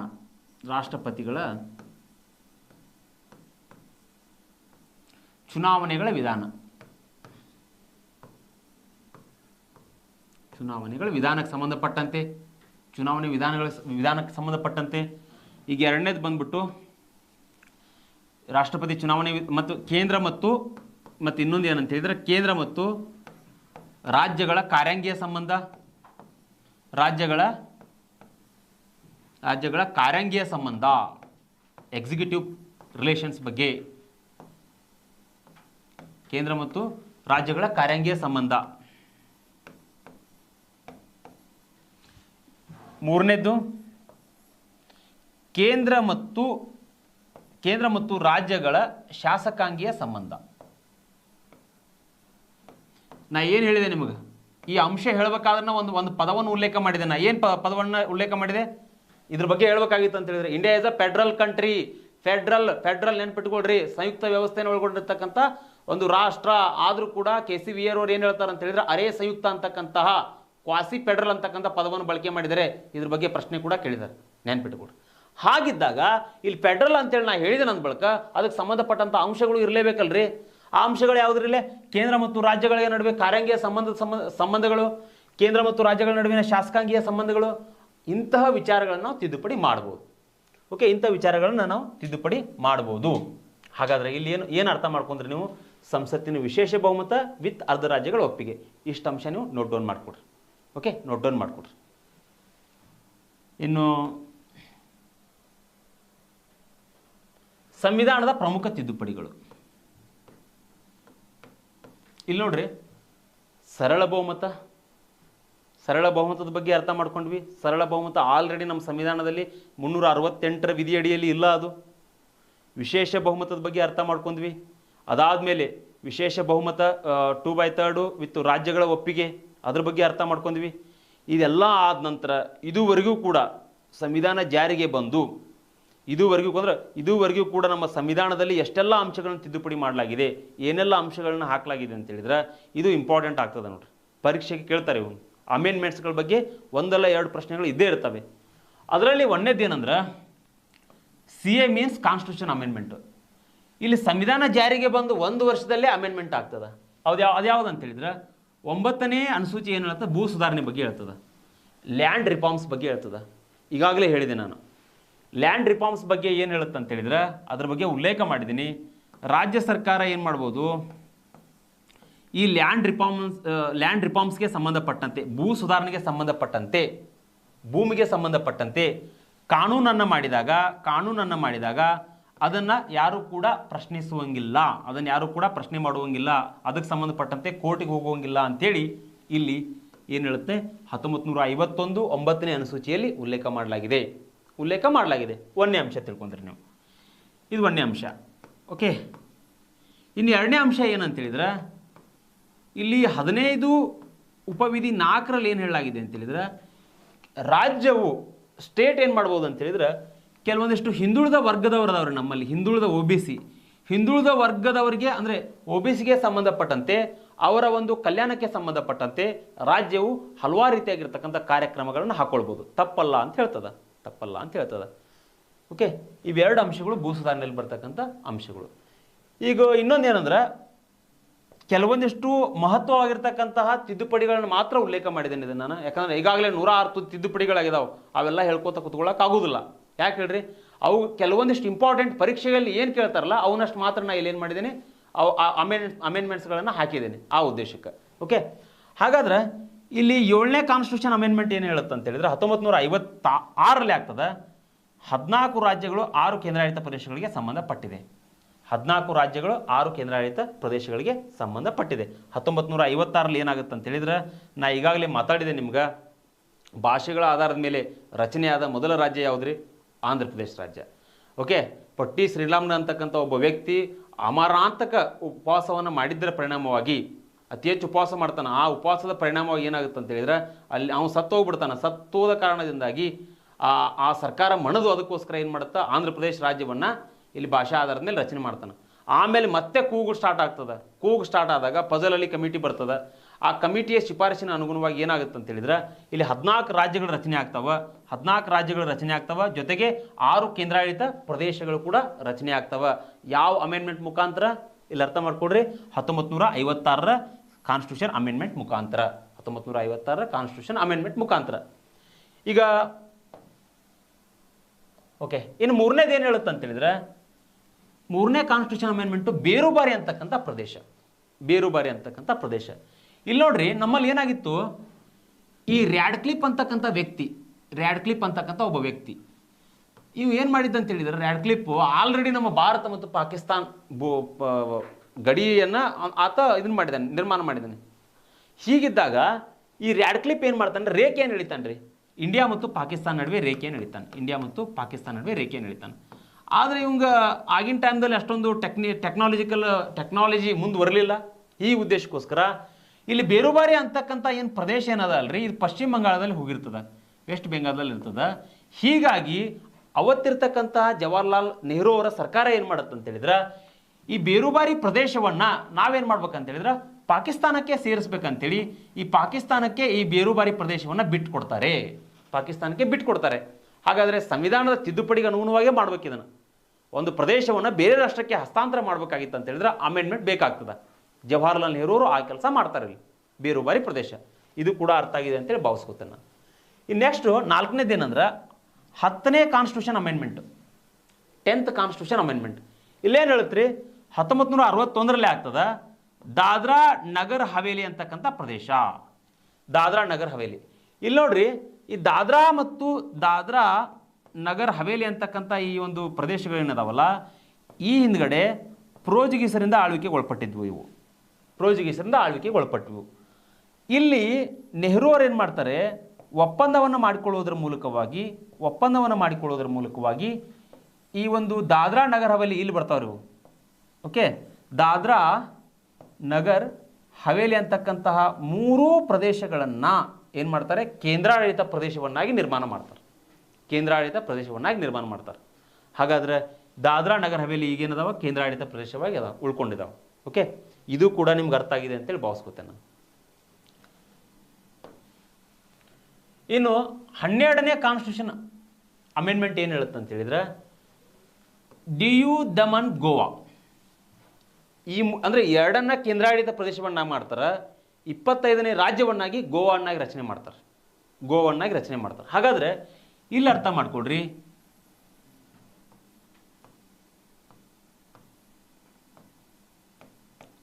ದಿಯು ದಮನ್ ಇವೆರಡು ಏನಂತ ಹೇಳಿದ್ರೆ ಕೇಂದ್ರಾಡಳಿತ ಪ್ರದೇಶಗಳು, ಯೂನಿಯನ್ ಟೆರಿಟರಿ. ಓಕೆ, ಇಲ್ಲಿ ಗೋವಾ ಅಂತಕ್ಕಂಥದ್ದು ಏನ್ರಿ, ಇಲ್ಲಿ ಸ್ಟೇಟಾಗಿ ರಚನೆ ಆಗ್ತದೆ. ಗೋವಾ ಅಂತಕ್ಕಂಥದ್ದು ಸ್ಟೇಟಾಗಿ ರಚನೆ ಆಗ್ತದೆ. ಎಷ್ಟನೇ ರಾಜ್ಯವನ್ನಾಗಿ, 25ನೇ ರಾಜ್ಯವಾಗಿ ಗೋವಾ ರಚನೆ ಆಗ್ತದೆ. 25 ಸ್ಟೇಟ್, 25ನೇ ರಾಜ್ಯವನ್ನು ರಚನೆ ಆಗ್ತದೆ. ಹಾಗಾದರೆ ಈ ಡಿಯು ಡಮನ್ ಅಂತಕ್ಕಂಥ 2 ಪ್ರದೇಶವನ್ನು ಕೇಂದ್ರಾಡಳಿತ ಪ್ರದೇಶವನ್ನಾಗಿ ನಿರ್ಮಾಣ ಮಾಡ್ತಾರೆ. ಜೊತೆಗೆ ಗೋವಾವನ್ನು ಏನು ಮಾಡ್ತಾರೆ ಅಂತ ಹೇಳಿದ್ರೆ ಇಲ್ಲಿ ರಾಜ್ಯವನ್ನಾಗಿ ನಿರ್ಮಾಣ ಮಾಡ್ತಾರೆ. ಯಾವ ತಿದ್ದುಪಡಿ ಕೇಳಿದ್ದಾರೆ ಪ್ರಶ್ನೆ, ಯಾವ ತಿದ್ದುಪಡಿ ಅಂತ ಹೇಳಿದ್ರೆ 12ನೇ ಕಾನ್ಸ್ಟಿಟ್ಯೂಷನ್ ಅಮೆಂಡ್ಮೆಂಟು 1962ರಲ್ಲಿ. ಹಾಗಾದರೆ ಪುದುಚೇರಿ ಇಲ್ಲಿ ಬಂತು ನೋಡ್ರಿ. ಆ್ಯಕ್ಚುಲಿ ಪಾಂಡಿಚೇರಿ ಇದ್ದೇನಾಗಿದೆ, ಪುದುಚೇರಿ ಆಗಿದೆ. ಅದನ್ನೂ ಕೂಡ ಹೆಸರುಗಳ ಬದಲಾವಣೆಗೆ ಸಂಬಂಧಪಟ್ಟಂತೆ ಅಲ್ಲಿ ಕೂಡ ನಿಮ್ಗೆ ಬೇಕಾಗ್ತದೆ. ಹೆಸರುಗಳಿಗೆ ಬದಲಾವಣೆಗೆ ಸಂಬಂಧಪಟ್ಟಂತೆ ಅಲ್ಲಿಯೂ ಕೂಡ ಕಾನ್ಸ್ಟಿಟ್ಯೂಷನ್ ಅಮೆಂಡ್ಮೆಂಟ್ ಬೇಕಾಗ್ತದೆ. ಹಾಗಾದರೆ ಇಲ್ಲೊಂದು ಅರ್ಥ ಮಾಡ್ಕೊಡ್ರಿ, ಇಲ್ಲಿ ಪುದುಚೇರಿ ಅಂತಕ್ಕಂಥದ್ದು ಆ್ಯಕ್ಚುಲಿ ಫ್ರಾನ್ಸಿಗೆ ಇರುತ್ತದೆ.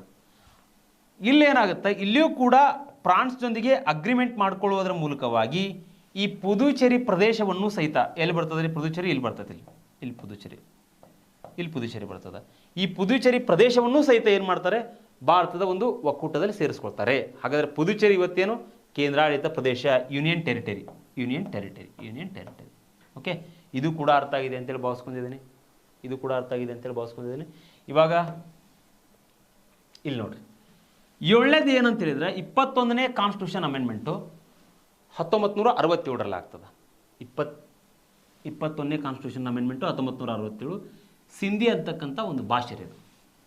ಈ ಸಿಂಧಿ ಭಾಷೆಯನ್ನು ನಮ್ಮ ಸಂವಿಧಾನದಲ್ಲಿ ಸೇರಿಸಲಾಗ್ತದೆ. ಅಂದರೆ 22 ಭಾಷೆಗಳದಾವು. 22 ಭಾಷೆಗಳಲ್ಲಿ ಸಿಂಧಿ ಭಾಷೆ ಕೂಡ ಸೇರಿಸ್ಕೊಳ್ತಾರೆ. ಹಾಗಾದರೆ ಈ ಸಿಂಧಿ ಭಾಷೆಯನ್ನು ಅತಿ ಹೆಚ್ಚು ಮಾತನಾಡ್ತಕ್ಕಂಥ ಜನ ಎಲ್ಲ ಅಂತ ಹೇಳಿದ್ರೆ ಪಂಜಾಬ್ ಮತ್ತು ಪಾಕಿಸ್ತಾನದಲ್ಲಿ ಸಿಂಧಿ ಭಾಷೆಯನ್ನು ಹೆಚ್ಚು ಮಾತಾಡ್ತಾರೆ ಜನ. ಓಕೆ, ಹೀಗಾಗಿ ಅದಕ್ಕೊಂದು ಕಾನ್ಸ್ಟಿಟ್ಯೂಷನ್ ಒಂದು ರೈಟ್ ಕೊಡಬೇಕಲ್ಲ, ಆ ಉದ್ದೇಶಕ್ಕೋಸ್ಕರ ಸಿಂಧಿ ಭಾಷೆಯನ್ನು ಸಹಿತ 1967ರಲ್ಲಿ ಅಮೆಂಡ್ಮೆಂಟ್ ಮಾಡೋದ್ರ ಮೂಲಕವಾಗಿ ಭಾರತದಲ್ಲಿ ಅದನ್ನು 22 ಭಾಷೆಗಳದಾವಲ್ಲ ಅಲ್ಲಿ ಕೂಡ ಅಳವಡಿಸಲಾಗ್ತದೆ. ಓಕೆ, ಹಾಗಾದರೆ ಇನ್ನೂ ಒಂದು 71ನೇ ಕಾನ್ಸ್ಟಿಟ್ಯೂಷನ್ ಅಮೆಂಡ್ಮೆಂಟು 1992. ಇಲ್ಲಿ ಕೊಂಕಣಿ, ನೇಪಾಳಿ, ಮಣಿಪುರ ಈ 3 ಭಾಷೆಗಳನ್ನು ಸೇರಿಸಲಾಗ್ತದೆ. ಎಲ್ಲಿ 22 ಭಾಷೆಗಳಲ್ಲಿ ಈ 3 ಭಾಷೆಗಳನ್ನು ಸೇರಿಸಲಾಗ್ತದೆ. ಒಂದು ಕೊಂಕಣಿ, ನೇಪಾಳಿ, ಮಣಿಪುರ. ಕೊಂಕಣಿ ಏನಂತ ಹೇಳಿದ್ರೆ ಮೇ ಬಿ ಗೋವಾ ಜಾಸ್ತಿ ಮಾತಾಡ್ತಾರೆ, ಕರ್ನಾಟಕ ಮತ್ತು ಕೇರಳ ಇಲ್ಲಿ ಕೊಂಕಣಿ ಜಾಸ್ತಿ ಅದಾರೆ. ಈ ನೇಪಾಳಿ ಅಂದ ತಕ್ಷಣ ಈಶಾನ್ಯ ರಾಜ್ಯಗಳಲ್ಲಿ ನೇಪಾಳಿ ಜಾಸ್ತಿ ಮಾತಾಡ್ತಾರೆ. ಮಣಿಪುರ ಅಂದ ತಕ್ಷಣ ಮಣಿಪುರದಲ್ಲಿ ಜಾಸ್ತಿ ಮಾತಾಡ್ತಾರೆ ನೇಪಾಳಿ. ಹೀಗಾಗಿ ಅವರಿಗೆ ಒಂದು ಕಾನ್ಸ್ಟಿಟ್ಯೂಷನಲ್ ರೈಟ್ ಕೊಡಬೇಕಲ್ರಿ. ಆ ಭಾಷೆಗಳನ್ನು ತಿದ್ದುಪಡಿ ಮಾಡೋದ್ರ ಮೂಲಕವಾಗಿ ಭಾರತದಲ್ಲಿರ್ತಕ್ಕಂಥ ರಾಜ್ಯಗಳ ಬಗ್ಗೆ ಮಾತಾಡ್ತಾ ಇದ್ದಾನಲ್ಲ, ಆ ರಾಜ್ಯಗಳ ಜನರು ಏನು ಭಾಷೆಗಳನ್ನು ಮಾತಾಡ್ತಾ ಇರ್ತಾರಲ್ಲ, ಆ ಭಾಷೆಗಳನ್ನು ನಾವೇನಾದ್ರು ತಿದ್ದುಪಡಿ ಮಾಡೋದ್ರ ಮೂಲಕವಾಗಿ ಭಾರತದ ಸಂವಿಧಾನದಲ್ಲಿ ಅಳವಡಿಸ್ಕೊಂಡ್ರೆ ಹಲವಾರು ರೀತಿಯಾಗಿರ್ತಕ್ಕಂಥ ಹಕ್ಕುಗಳು ಅವ್ರಿಗೆ ಸಿಗ್ತವೆ. ಉದಾಹರಣೆಗೆ ಹೇಳೋದಾದರೆ ಆ ಭಾಷೆಗಳನ್ನು ಹಾಕಿದರೆ ಅಲ್ಲಿರ್ತಕ್ಕಂತಹ ಒಂದು ಸಾಹಿತ್ಯ ಕೂಡ ಬೆಳೀತದೆ. ಜೊತೆಗೆ ಅವರು ಕೂಡ ನಾಗರಿಕ ಸಿವಿಲ್ ಸರ್ವಿಸ್ ಎಕ್ಸಾಮ್ಸ್ಗಳಲ್ಲಿ ಅವರು ಕೂಡ ಪಾರ್ಟಿಸಿಪೇಟ್ ಮಾಡ್ಬೋದು. ಆ ಭಾಷೆಗೆ ಸಂಬಂಧಪಟ್ಟಂತೆ ಅವರು ಕೂಡ ಏನು ಮಾಡ್ಬೋದು ಅಂತ ಹೇಳಿದ್ರೆ ಅಲ್ಲಿ ತಮ್ಮ ಒಂದು ಎಕ್ಸ್ಪ್ರೆಷನ್ ಮಾಡ್ಬೋದು, ಅಭಿವ್ಯಕ್ತಪಡಿಸ್ಬೋದು. ಆ ಉದ್ದೇಶಕ್ಕೋಸ್ಕರ ಇವುಗಳನ್ನ ಅಮೆಂಡ್ಮೆಂಟ್ ಮಾಡಿದ್ದಾರೆ. ಇನ್ನು ನೆಕ್ಸ್ಟ್ 92ನೇ ಕಾನ್ಸ್ಟಿಟ್ಯೂಷನ್ ಅಮೆಂಡ್ಮೆಂಟ್ 2003ರಲ್ಲಿ ಆಗ್ತದೆ ರೀ. 2003ರಲ್ಲಿ 92ನೇ ಕಾನ್ಸ್ಟಿಟ್ಯೂಷನ್ ಅಮೆಂಡ್ಮೆಂಟು ಬೋಡೋ, ಡೋಗ್ರಿ, ಮೈಥಿಲಿ, ಸಂತಾಲಿ. ಬೋಡೋ, ಡೋಗ್ರಿ, ಮೈಥಿಲಿ, ಸಂತಾಲಿ ಈ ಭಾಷೆಗಳನ್ನು 22 ಭಾಷೆಗಳಂತ ಹೇಳಿದ್ನಲ್ಲ, ಆ ಭಾಷೆಗಳಲ್ಲಿ ಇವುಗಳನ್ನು ಹಾಕಲಾಗ್ತದೆ. ಬೋಡೋ, ಡೋಗ್ರಿ, ಮೈಥಿಲಿ, ಸಂತಾಲಿ ಭಾಷೆಗಳನ್ನ ಹಾಕಲಾಗ್ತದೆ. ಎಷ್ಟನೇ ಅಮೆಂಡ್ಮೆಂಟು? 2003ರಲ್ಲಿ. ಇವೆಲ್ಲ ಒಂದೇ ಕಡೆ ಸಿಗಲಿ ಅಂತೇಳಿ ನಿಮ್ಗೆ ಹಾಕಿದ್ದೇನೆ ನಾನು. 92ನೇ ಕಾನ್ಸ್ಟಿಟ್ಯೂಷನ್ ಅಮೆಂಡ್ಮೆಂಟು. ಆ ಅಮೆಂಡ್ಮೆಂಟ್ ಮಾಡೋದ್ರ ಮೂಲಕವಾಗಿ 4 ಭಾಷೆಗಳನ್ನು ಹಾಕಲಾಗ್ತದೆ, ನೆನ್ಪಿಟ್ಟುಕೊಡ್ರಿ. ಇನ್ನು 36ನೇ ಕಾನ್ಸ್ಟಿಟ್ಯೂಷನ್ ಅಮೆಂಡ್ಮೆಂಟು. 36ನೇ ಕಾನ್ಸ್ಟಿಟ್ಯೂಷನ್ ಅಮೆಂಡ್ಮೆಂಟ್ ಏನಂತ ಹೇಳಿದ್ರೆ ಸಿಕ್ಕಿಂ ರಾಜ್ಯ ರಚನೆ ಆಗ್ತದೆ. ಆ್ಯಕ್ಚುಲಿ ನೋಡ್ರಿ, ಈ ಸಿಕ್ಕಿಂ ರಾಜ್ಯದ ಬಗ್ಗೆ ಹೇಳೋದಾದ್ರೆ ನಿಮ್ಗೆ ಇಲ್ಲಿ ಬರ್ತದೆ ರೀ. ಈ ಸಿಕ್ಕಿಂ ರಾಜ್ಯವನ್ನು ನಾವು ಏನಂತೇವೆ, ಸಿಕ್ಕಿಂ ರಾಜ್ಯವನ್ನು ಆ್ಯಕ್ಚುಲಿ ಇದನ್ನು ನಾವು ಚಿಕನ್ ನೆಕ್ ಅಂತೇಳಿ ಕರಿತೇವೆ. ಸಿಕ್ಕಿಂ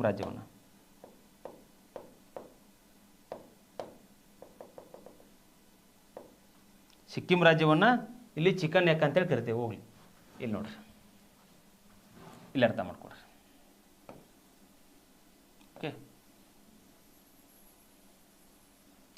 ಇದು ಚಿಕನ್ ನೆಕ್ ರೀ. ಇದು ಇಲ್ಲಿ ಸಿಕ್ಕಿಂ ಅದ.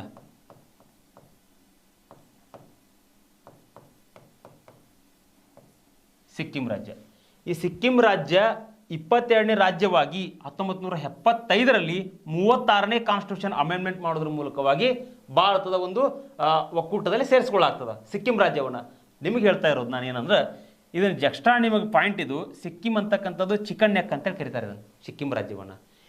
ಇಲ್ಲಿ ನೋಡ್ರಿ, ಕಾರಿಡಾರ್ ಅಂತಕ್ಕಂಥ ಒಂದು ಪ್ಲೇಸ್ ಅದ. ಕಾರಿಡಾರ್ ಇಲ್ಲೇನಾಗುತ್ತೆ ಅಂತ ಹೇಳಿದ್ರೆ, ವೆಸ್ಟ್ ಬೆಂಗಾಲ್ದಲ್ಲಿ ಬರ್ತದೆ.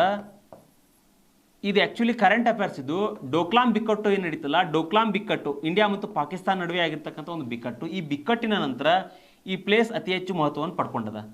ಈ ಪ್ಲೇಸಿನ ಮುಖಾಂತರನೇ ಏನಂತ ಹೇಳಿದ್ರೆ 22 ಕಿಲೋಮೀಟರ್ ಅಷ್ಟೇ ಇದು ಎಡ್ಜ್ ಕುಡ್ಕೊಂಡದ.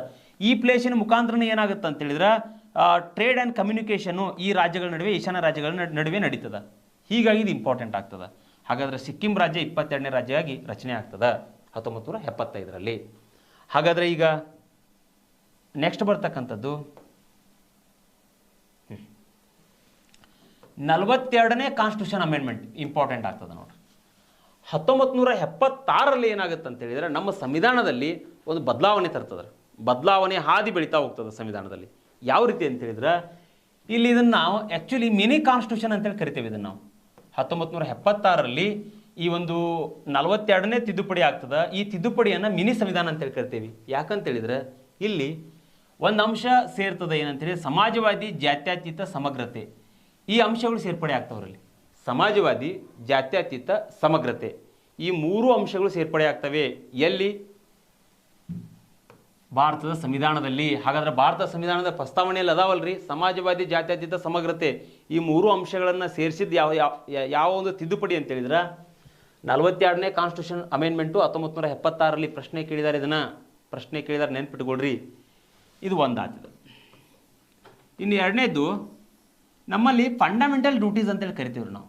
ಫಂಡಮೆಂಟಲ್ ಡ್ಯೂಟೀಸ್, ಮೂಲಭೂತ ಕರ್ತವ್ಯಗಳನ್ನು ಸಹಿತ ನಾವು 42ನೇ ತಿದ್ದುಪಡಿ ಮುಖಾಂತರವಾಗಿ 1976ರಲ್ಲಿ ಸೇರಿಸ್ತೇವೆ. ಎರಡನೇದು.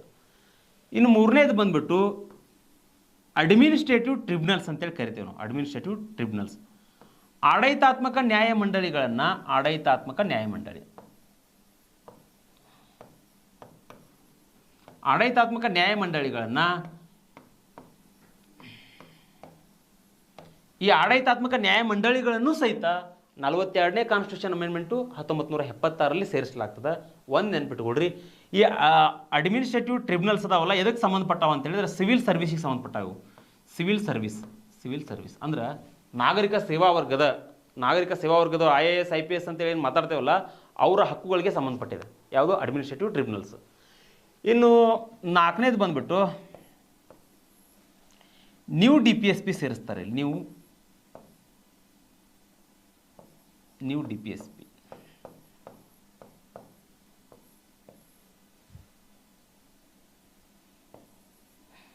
39A ಬಂದ್ಬಿಟ್ಟು ಉಚಿತ ಕಾನೂನು. ಇಲ್ಲಿ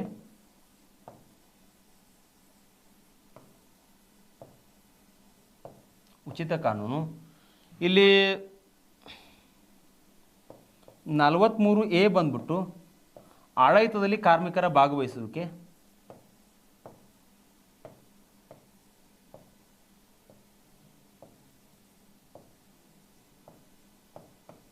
ಕಾರ್ಮಿಕರ ಭಾಗವಹಿಸುವಿಕೆ.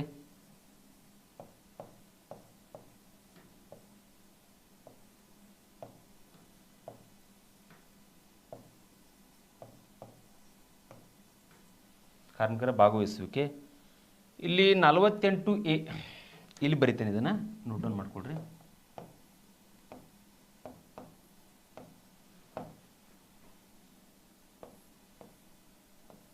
ಪರಿಸರ ಮತ್ತು ವನ್ಯಜೀವಿ ಸಂರಕ್ಷಣೆಗೆ ಸಂಬಂಧಪಟ್ಟಿದೆ.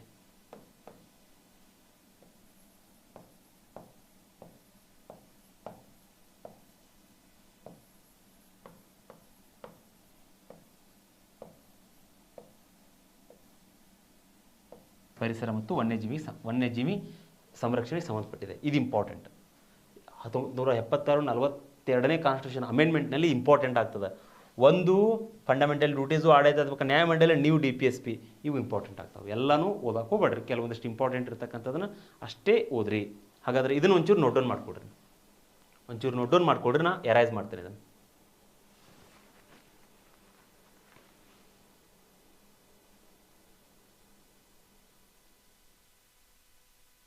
ಓಕೆ,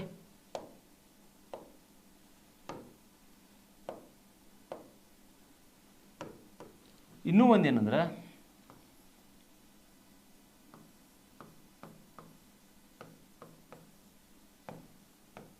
ಸ್ಟೇಟ್ ಲಿಸ್ಟಿಂದ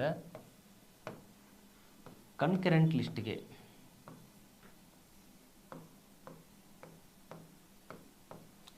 ಲಿಸ್ಟಿಗೆ ಕೆಲವೊಂದಿಷ್ಟು ಅಂಶಗಳನ್ನು ವರ್ಗಾವಣೆ ಮಾಡ್ತೀವಿ ನಾವು. ಏನೇನು ಸರ್ ಅಂತೇಳಿದ್ರೆ ಶಿಕ್ಷಣ,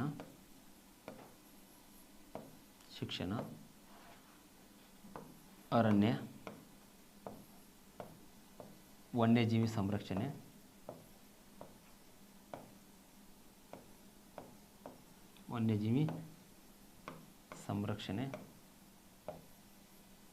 ಶಿಕ್ಷಣ, ಅರಣ್ಯ, ವನ್ಯಜೀವಿ ಸಂರಕ್ಷಣೆ, ಅಳತೆ ಮತ್ತು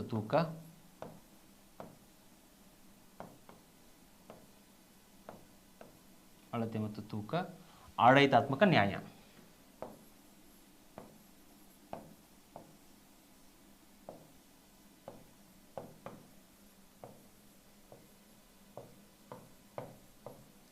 ಆಡಳಿತಾತ್ಮಕ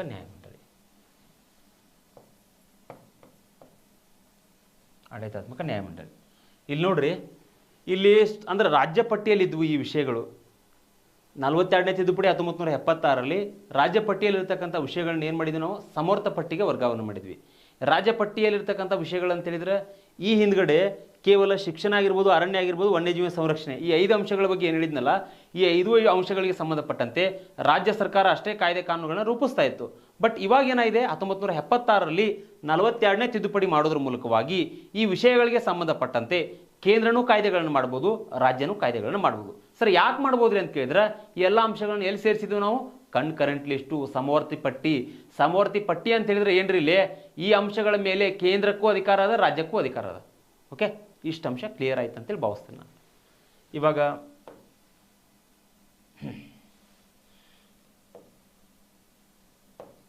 ಇನ್ನು ನೆಕ್ಸ್ಟ್ ಬರ್ತಕ್ಕಂಥದ್ದು 44ನೇ ಕಾನ್ಸ್ಟಿಟ್ಯೂಷನ್ ಅಮೆಂಡ್ಮೆಂಟು 1978ರಲ್ಲಿ. ಇದು ನೋಡ್ರಿ, ಇದು ಇಂಪಾರ್ಟೆಂಟ್ ಆಗ್ತದೆ. ಯಾಕಂತೇಳಿದ್ರೆ ನಾನು ಪ್ರಾರಂಭದಿಂದಲೂ ಕೂಡ ಇದ್ರ ಬಗ್ಗೆ ಮಾತಾಡ್ತಾ ಬರ್ತಾ ಇದ್ದೀನಿ. 44ನೇ ಕಾನ್ಸ್ಟಿಟ್ಯೂಷನ್ ಅಮೆಂಡ್ಮೆಂಟು 1978ರಲ್ಲಿ ಆಗ್ತದೆ. ಆಸ್ತಿ ಹಕ್ಕು ತೆಗೆದು ಹಾಕಲಾಗ್ತದೆ. ಆಸ್ತಿ ಹಕ್ಕು ಇವತ್ತಿಲ್ಲ, ಫಂಡಮೆಂಟಲ್ ರೈಟ್ಸ್ನಲ್ಲಿ ಇಲ್ಲ.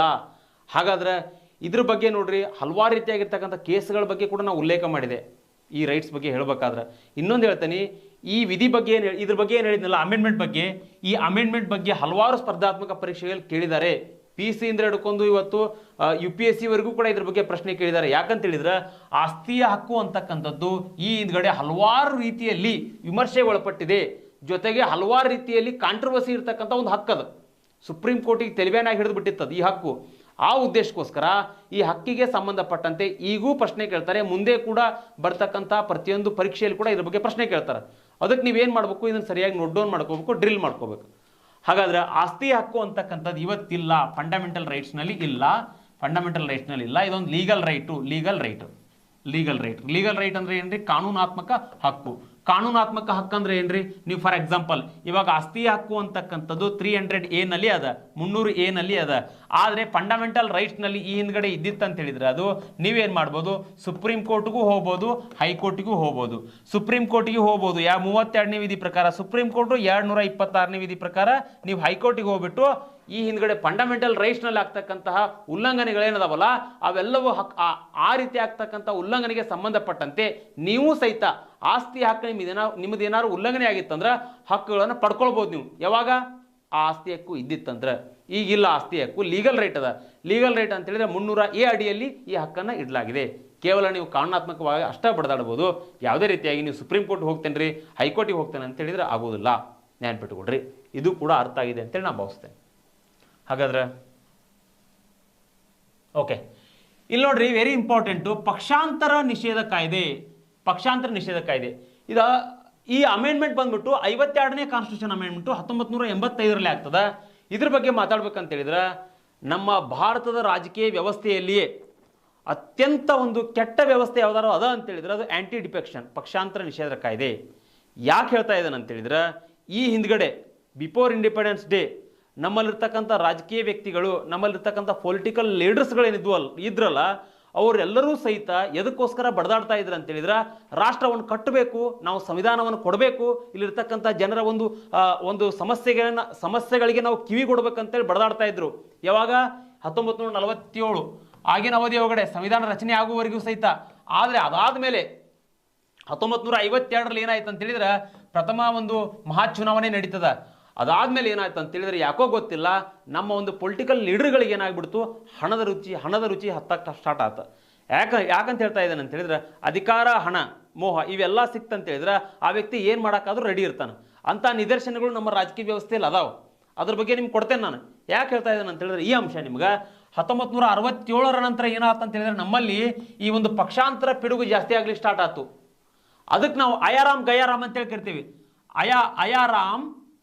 ಅಯಾರಾಮ್ ಗಯಾರಾಮ್ ಈ ವರ್ಡ್ ಏನದ ಅಲ್ರಿ, ಅತಿ ಹೆಚ್ಚು ಫೇಮಸ್ ಆಗಿರ್ತಕ್ಕಂಥ ವರ್ಡ್ ಇದು ಅಯಾರಾಮ್ ಗಯಾರಾಮ್. ಹೆಂಗಂತ ಹೇಳಿದ್ರೆ ಇವ್ ಏನದಲ್ಲ, ಗಯಾರಾಮ್ ಅಂತಕ್ಕಂಥ ವ್ಯಕ್ತಿ ಏನದಲ್ಲ 15 ದಿನದಾಗ 3 ಸಲ ಪಕ್ಷಾಂತರ ಆಗ್ತಾನೆ ರೀ. ಅಂದ್ರೆ 3 ಪಾರ್ಟಿ ಚೇಂಜ್ ಮಾಡ್ತಾನೆ, 3 ಸಲ ಪಕ್ಷಾಂತರ ಆಗ್ತಾನೆ. ಈ ಅಯಾರಾಮ್ ಅಂತಕ್ಕಂಥ ವ್ಯಕ್ತಿ 2 ಸಲ ಪಕ್ಷಾಂತರ ಆಗ್ತಾನೆ. 1 ದಿನದಾಗ 2 ಸಲ ಆಗ್ತಾನೆ, ನೀವು 15 ದಿನದಾಗ 3 ಸಲ ಆಗ್ತಾನೆ. ಅಂದ್ರೆ ಏನ್ರಿ ಇದು, ಒಂದು ಸ್ಕೂಲ್ ಒಳಗಡೆ ಇರ್ತೀರಿ ನೀವು, ಒಬ್ಬ ಸ್ಕೂಲ್ ಒಳಗಡೆ SLC ಆಗಿರ್ಬೋದು, ಪ್ರೈಮರಿ ಸ್ಕೂಲ್ ಒಳಗಡೆ ಅಗದಿ ಹುಡುಗ ಏನಾದರೂ ಇದ್ದಂತೇಳಿದ್ರೆ ಅವನನ್ನು ಶಿಕ್ಷಕರು ಸಾಯೋವರೆಗೂ ಕೂಡ ಮರಿದಿಲ್ಲ. ಹಂಗೆ ನಮ್ಮ ಭಾರತದ ರಾಜಕೀಯ ವ್ಯವಸ್ಥೆಯಲ್ಲಿ ಈ ಪಕ್ಷಾಂತರ ನಿಷೇಧ ಕಾಯ್ದೆ ಅಡಿಯಲ್ಲಿ ಅಯಾರಾಮ್ ಗಯಾರಾಮ ಅಂತಕ್ಕಂಥ ವ್ಯಕ್ತಿಗಳೇನದಾರಲ್ಲ ಇವ್ರು ಮರೆಯೋಕೆ ಸಾಧ್ಯನೇ ಇಲ್ಲ. ಪ್ರಶ್ನೆ ಕೇಳ್ಬೋದು, ಅಯಾರಾಮ್ ಗಯಾರಾಮ್ ಅಂತಕ್ಕಂಥ ಒಂದು ವ್ಯಕ್ತಿ ಆಗಿರ್ಬೋದು, ಏನೋ ಒಂದು ಕೊಡ್ಬೋದು ಪ್ರಶ್ನೆ ಪತ್ರಿಕೆಯಲ್ಲಿ. ಕೊಟ್ಟು ಎದಕ್ಕೆ ಸಂಬಂಧಪಟ್ಟಿದೆ ಅಂತ ಕೇಳಿದ್ರೆ ಪಕ್ಷಾಂತರಕ್ಕೆ ಸಂಬಂಧಪಟ್ಟಿದೆ ಅಂತ ಹಾಕ್ಬೇಕು ನೀವು. ಅದರಲ್ಲಿ ಆಪ್ಷನ್ಸ್ನಲ್ಲಿ ನಿಮ್ಗೆ ಏನೋ ಕೊಡ್ಬೋದು. ಅದನ್ನು ಕೂಡ ತಲೆ ಕೆಡಿಸ್ಕೊಳ್ಳೋಕೆ ಹೋಗ್ಬೇಡ್ರಿ. ಅಯಾರಾಮ್ ಗಯಾರಾಮ್ ಅಂದ ತಕ್ಷಣ ನೀವು ಪಕ್ಷಾಂತರ ಅಂತೇಳಿ ನೆನ್ಪಿಟ್ಕೊಳ್ಬೇಕು. ಇದು ಭಾರತದ ರಾಜಕೀಯ ವ್ಯವಸ್ಥೆಯಲ್ಲಿ ಒಂದು ಅಂದರೆ ಮುಂದೆ ಬರ್ತಕ್ಕಂಥ ರಾಜಕೀಯ ನಾಯಕರಿಗೆ ಏನು ಕೊಡ್ತು, ಒಂದು ಗೈಡೆನ್ಸ್ ಕೊಡ್ತು. ಆ ಗೈಡೆನ್ಸಿನ ಆಧಾರದ ಮೇಲೆ ಏನು ಮಾಡಿದ್ರು ಅಂತ ಹೇಳಿದ್ರೆ, ನಮ್ಮಲ್ಲಿ ಹಿಂಗೆಲ್ಲ ಪಕ್ಷಾಂತರ ಅಂದರೆ ಒಂದು ಪಕ್ಷ ಬಿಟ್ಟು ಇನ್ನೊಂದು ಪಕ್ಷಕ್ಕೆ ಹೋಗಕ್ಕೆ ಸ್ಟಾರ್ಟ್ ಮಾಡಿಬಿಟ್ರಲ್ಲ, ನಮ್ಮಲ್ಲಿ ಏನಾಯ್ತು ಅಂತ ಹೇಳಿದ್ರೆ ಇದ್ರ ಬಗ್ಗೆ ಒಂದು ಕಾಯ್ದೆ ಮಾಡ್ಬೇಕಂತೇಳಿ 52ನೇ ಕಾನ್ಸ್ಟಿಟ್ಯೂಷನ್ ಅಮೆಂಡ್ಮೆಂಟ್ ಮಾಡಿ 1985ರಲ್ಲಿ ಏನು ಮಾಡಿದ್ರು ಅಂತ ಹೇಳಿದ್ರೆ, ರಾಜೀವ್ ಗಾಂಧಿ ಗೌರ್ಮೆಂಟ್ ಏನು ಮಾಡ್ತು ಅಂತ ಹೇಳಿದ್ರೆ, ಇಲ್ಲಿ ರಾಜೀವ್ ಗಾಂಧಿ ಗೌರ್ಮೆಂಟು ಇಲ್ಲಿ ಪಕ್ಷಾಂತರ ನಿಷೇಧ ಕಾಯ್ದೆಯನ್ನು ಜಾರಿಗೆ ತೊಗೊಂಬಂತು.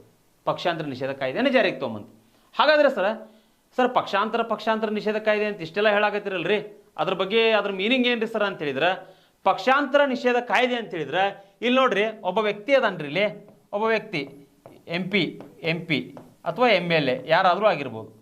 ಇವನು ಒಂದು ಪಕ್ಷವನ್ನು ಬಿಟ್ಟು ಒಂದು ಪಾರ್ಟಿಯನ್ನು ಬಿಟ್ಟು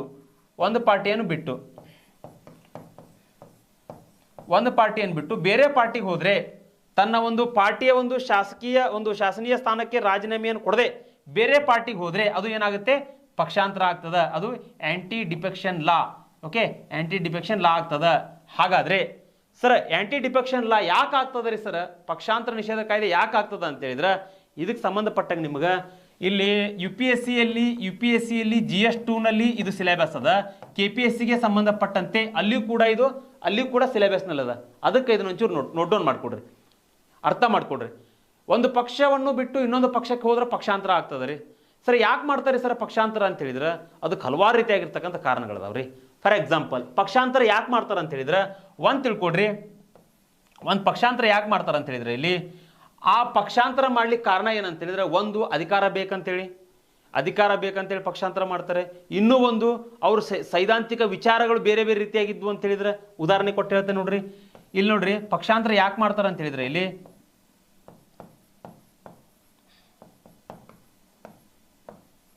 ಈ JDS BJP ಇದೊಂದು ಕಾಂಗ್ರೆಸ್ ಇದೊಂದು JDS ಅಂತ ತಿಳ್ಕೊಡ್ರಿ. ಪಕ್ಷಾಂತರ ಯಾಕೆ ಮಾಡ್ತಾರೆ ಅಂತ ಹೇಳಿದ್ರೆ ಇಲ್ಲಿ ನಾ ಯಾವುದೇ ಒಂದು ರಾಜಕೀಯ ಪಕ್ಷದ ಬಗ್ಗೆ ಮಾತಾಡ್ತಾ ಇಲ್ಲ, ಬಟ್ ಒಬ್ಬ ಪಾಲಿಟಿ ಲೆಕ್ಚರರ್ ಆಗಿ ಪಕ್ಷಾಂತರ ಅಂತೇಳಿ ಬಂದಾಗ ನಾ ಇದ್ರ ಬಗ್ಗೆ ಹೇಳ್ಕೊಡ್ಲೇಬೇಕು. ಯಾರಾದರೂ ಏನು ಅದ್ರ ಬಗ್ಗೆ ಅಪಾರ್ಥ ತಿಳ್ಕೊಳಕ್ ಹೋಗ್ಬಿಡ್ರಿ.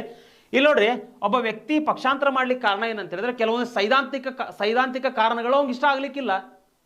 ಒಬ್ಬ ವ್ಯಕ್ತಿ ಅದನ್ರಿ, ಇವನು MLA ಅಥವಾ MP ಎಲೆಕ್ಷನ್ನಲ್ಲಿ ಗೆದ್ದು ಬರ್ತಾನೆ, ಇವನು ಓಕೆ ವಿನ್ ಆಗ್ತಾನೆ. ನೀವು ವಿನ್ ಆದ ನಂತರ ಆತ ಇಲ್ಲಿ BJP ಪಾರ್ಟಿಯಲ್ಲಿ ಇರ್ತಾನಂತ ತಿಳ್ಕೊಡ್ರಿ.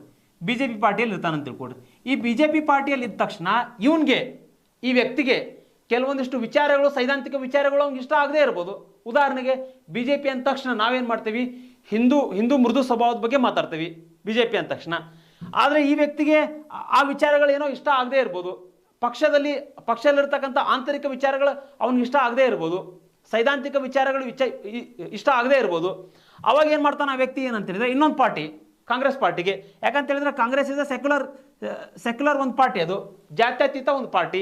ಹೀಗಿದ್ದಾಗ ಇಲ್ಲಿ ಬರ್ತಾನ, ಈ ಪಾರ್ಟಿಗೆ ಬರ್ತಾನ, ಕಾಂಗ್ರೆಸ್ ಪಾರ್ಟಿಗೆ ಬರ್ತಾನ. ಯಾಕಂತ ಹೇಳಿದ್ರೆ ಸೈದ್ಧಾಂತಿಕ ವಿಚಾರಗಳು ಚೇಂಜ್ ಆಗಬೇಕು, ಜೊತೆಗೆ ಆ ಪಕ್ಷದಲ್ಲಿರ್ತಕ್ಕಂಥ ಆಂತರಿಕ ಕಲಹದಿಂದ ಅಧಿಕಾರದಿಂದ ಮೂರು ತಿಳ್ಕೊಡ್ರಿ. ಕಾಂಗ್ರೆಸ್ಸಿಗೆ ಬರ್ತಾನ, ಇಲ್ಲಿ ಇಷ್ಟ ಆಗಲಿಲ್ಲ ಅಂತ ಹೇಳಿದ್ರೆ JDSಗೆ ಬರ್ತಾನ. ಈ JDSನ ವಿಚಾರ ಏನಂತ ಹೇಳಿದ್ರೆ ಇಲ್ಲಿ ಎರಡು ವಿಚಾರಗಳು ಮಿಕ್ಸ್ ರೀ ಅವ್ರದ್ದು. ಈ ಕಡೆ ಹಿಂದುತ್ವ ಧೋರಣೆನೂ ಅದ, ಜಾತ್ಯತೀತ ಧೋರಣೆ ಅದ, ಎರಡೂ ಮಿಕ್ಸ್ ಅವ್ರದ್ದು. ಹೀಗಿದ್ದಾಗ ಅಲ್ಲಿ ಬೇಕಂತ ಹೇಳಿದ್ರೆ ಅಲ್ಲಿ ಹೋಗ್ತಾನ. ಹಿಂಗೆ ಒಂದು ಪಕ್ಷದಿಂದ ಒಂದು ಪಕ್ಷಕ್ಕೆ ಹಂಗೆ ಹೋಗ್ಬಿಟ್ರೆ ಇಲ್ಲಿ ಏನಾಗುತ್ತೆ ಅಂತ ಹೇಳಿದ್ರೆ ಒಂದು ಪಕ್ಷಕ್ಕೆ ಅನ್ಯಾಯ ಮಾಡಿದಂಗೂ ಆಗ್ತದೆ, ಜೊತೆಗೆ ಅದೇನಾಗುತ್ತೆ ಒಂದು ಸರ್ಕಾರದ ಅಸ್ಥಿರತೆಗೆ ಕೂಡ ಕಾರಣ ಆಗ್ತದೆ, ಸರ್ಕಾರ ಬೀಳಿಗೆ ಕೂಡ ಕಾರಣ ಆಗ್ತದೆ. ಈ ಉದ್ದೇಶಕ್ಕೋಸ್ಕರ ಇದನ್ನು ತಡೆಗಟ್ಟಬೇಕನ್ನೋ ಉದ್ದೇಶಕ್ಕೋಸ್ಕರನೇ ಏನಂತ ಹೇಳಿದ್ರೆ ಪಕ್ಷಾಂತರ ನಿಷೇಧ ಕಾಯ್ದೆಯನ್ನು ಜಾರಿಗೆ ತೊಗೊಂಬಂದ್ರು. ಇದನ್ನ ಕುದುರೆ ವ್ಯಾಪಾರ ಅಂತೇಳಿ ಕರೀತಾರೆ. ದೊಡ್ಡ ನಿದರ್ಶನಗಳದಾವ್ರಿ ಪಕ್ಷಾಂತರ ನಿಷೇಧ ಕಾಯ್ದೆಗೆ ಸಂಬಂಧಪಟ್ಟಂತೆ. ಹೇಳ್ಕೊತಾ ಹೋದ್ರೆ ಸುಮಾರು ಒಂದು 5-6 ತಾಸು ಇದ್ರ ಬಗ್ಗೆ ಮಾತಾಡ್ಬೋದು. ಓಕೆ, ಅಷ್ಟೊಂದು ಅಂಶಗಳು ಈ ಪಕ್ಷಾಂತರ ನಿಷೇಧ ಕಾಯ್ದೆಯಲ್ಲಿ ಅದಾವೆ. ಓಕೆ, ಹಾಗಾದ್ರೆ ಇದಕ್ಕೆ ಸಂಬಂಧಪಟ್ಟಂತೆ ಕಾಯ್ದೆಗೆ ಸಂಬಂಧಪಟ್ಟಂತೆ ಅಂಶಗಳು ಏನಂತ ಹೇಳಿದ್ರೆ ಇಲ್ಲಿ ಒಂದೇದ್ದು ಏನಂತ ಹೇಳಿದ್ರೆ ಒಂದು ಪಕ್ಷದಿಂದ ಒಬ್ಬ ವ್ಯಕ್ತಿ ಒಂದು ಪಕ್ಷದಿಂದ ಇನ್ನೊಂದು ಪಕ್ಷಕ್ಕೆ ಹೋದ್ರೆ, ಒಬ್ಬ ವ್ಯಕ್ತಿ ಇನ್ನೊಂದು ಪಕ್ಷಕ್ಕೆ ಹೋದ್ರೆ ಪಕ್ಷಾಂತರ ಆಗ್ತದೆ. ಈ 1985ರ ಪಕ್ಷಾಂತರ ನಿಷೇಧ ಕಾಯ್ದೆಯಲ್ಲಿ ಬರ್ತಕ್ಕಂಥ ಅಂಶಗಳು. ಒಂದು ಪಕ್ಷದಿಂದ ಇನ್ನೊಂದು ಪಕ್ಷಕ್ಕೆ ಹೋದ್ರೆ ಅದು ಪಕ್ಷಾಂತರ ಆಗ್ತದೆ. ಓಕೆ, ಪಕ್ಷಾಂತರ ಆಗ್ತದೆ.